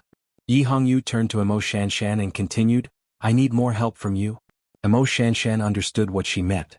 If the new stream had the support of a secular country, it would definitely develop faster and its foundation would be more stable. Just like how the academy could not play the role of guardian, the Tang Empire could give the new stream the most direct military support, but they could not let the new stream occupy the spiritual ruling position in the country. The Great River Kingdom did not have this problem. Although the people living here were close to the Tang, they were still believers of Haotian. There was no such thing as the South School of Haotian Taoism. Most importantly, she was the monarch. That's something I naturally have to do. Emo Shanshan pushed up her glasses and looked very cute. Yi Hongyu noticed her cute action and frowned. Ning Ke made it? Emo Shanshan was a little embarrassed and explained, it's for my eyes. It's very useful. As long as you don't mistake it as a token of love. Yi Hongyu mocked, You went to Peach Mountain to help me because you wanted to help Ning Quebec. Does he know about this? Even if he does, will he care? Mo Shanshan looked at the flower tree in the corner of the imperial city and said, that tree blooms by itself. It doesn't need anyone to look at it. Yi Hongyu sighed, what an idiotic way of saying that. Mo Shanshan smiled and said, he likes to call people idiots. He used to call you an idiot in front of me. Can you not relate everything to that shameless and useless guy? Yi Hongyu said angrily, most women in the world don't know how to love themselves. There are very few that I respect. You are one of them. But if you can't get rid of that weakness, you can only be an ordinary woman. Mo Shanshan asked curiously, what weakness? Love or Ning Quebec? Yi Hongyu said, if you have desires, just find a man to sleep with. Other so-called feelings are all fake. It's so stupid to indulge in those feelings. It's infuriating. Mo Shanshan said helplessly, it's not the same thing. Even if what you said makes sense, even if love is like honey and you can have a taste, you shouldn't find the useless Ning Quebec. There are few people as shameless as him, and I've never seen someone as useless as him. Yi Hongyu made the most negative comment on Ning Ke expressionlessly. In the past she actually admired Ning Quebec. Even though he was indeed shameless, at least in some aspects, what he showed was in line with her aesthetics or philosophy. She even thought that he was the same kind of person as herself. But now her view had changed a lot. She failed to stop the fire in the courtyard in the capital of the Kingdom of Song because she was actually trapped in the West Hill Divine Palace. And also because she thought that the academy could protect Yisu well. But Ning Ke failed. In her view, his incompetence on this matter was infuriating. I'm leaving. Take care of yourself. Will you always stay in the palace? I am the monarch. Have you ever thought that if you go to Chang'an you might play a bigger role? But I am the monarch. Even though I was forced to become the monarch, I have to be responsible for the people of the Great River. The war has begun. How can I leave? Yi Hongyu said nothing more. She called Chu Yuxian and Qinqi over and handed them a letter. She said, only Ning Ke can read it. When they left Chang'an, Chu Yuxian and Qinqi were determined to die. It was with this attitude that they performed well in the West Hill Divine Palace. The beginning of the chaos was their two conversations. They gradually left the West Hill and arrived at the Great River Kingdom. Only then did they really believe that they did not need to die. They relaxed a lot, but now they were nervous again just like when they left Chang'an. Chu Yuxian felt that the letter in his hand was as heavy as a stone. He did not know what was written in the letter, but from Yi Hongyu's expression, he knew that the content was very important. He and Qinqi would not stay in the Great River Kingdom. They would continue to move forward and enter the Yueluan Kingdom through the forest at the bend of the river. Finally they would return to the Tang. It was a long journey and they felt a little overwhelmed with such a letter. The carriage to the Tang Empire drove away with the letter. Yi Hongyu was about to get on the carriage when she heard a conversation at the gate of the palace behind them. It was Cat Girl who was talking to Mo Shanshan. Since Hao Yin is not in the human world, why don't we go to Chang'an? Mo Shanshan did not answer. Yi Hongyu did not know whether it was because she did not have an answer or because of other reasons. Yi Hongyu looked back at Cat Girl and smiled sarcastically. She did not say anything. She stepped into the carriage and ordered her subordinates to drive away. They went out of the capital and arrived at Mogan Mountain at dusk. The horse carriage traveled on the quiet mountain road. The sunset painted the western sky red. Yi Hongyu lifted the curtain of the carriage and looked at the bloody twilight. She wondered where the Divine Kingdom was. Were you really there? There is nothing to say. Jiang Yi is in his last month. I will focus on doing a good job. Please encourage me. One last thing that I haven't said for half a year. Please vote for Jiang Yi. Thank you. You're tuning in to the Han Li's Wuxia Adventures YouTube channel. We're so grateful for your support and don't forget to subscribe to join us on this incredible journey through captivating stories. Your generosity through donations truly makes a world of difference, as it's the primary source of revenue that allows me to expand and enhance this channel for you. Thank you from the bottom of my heart for being a part of this adventure.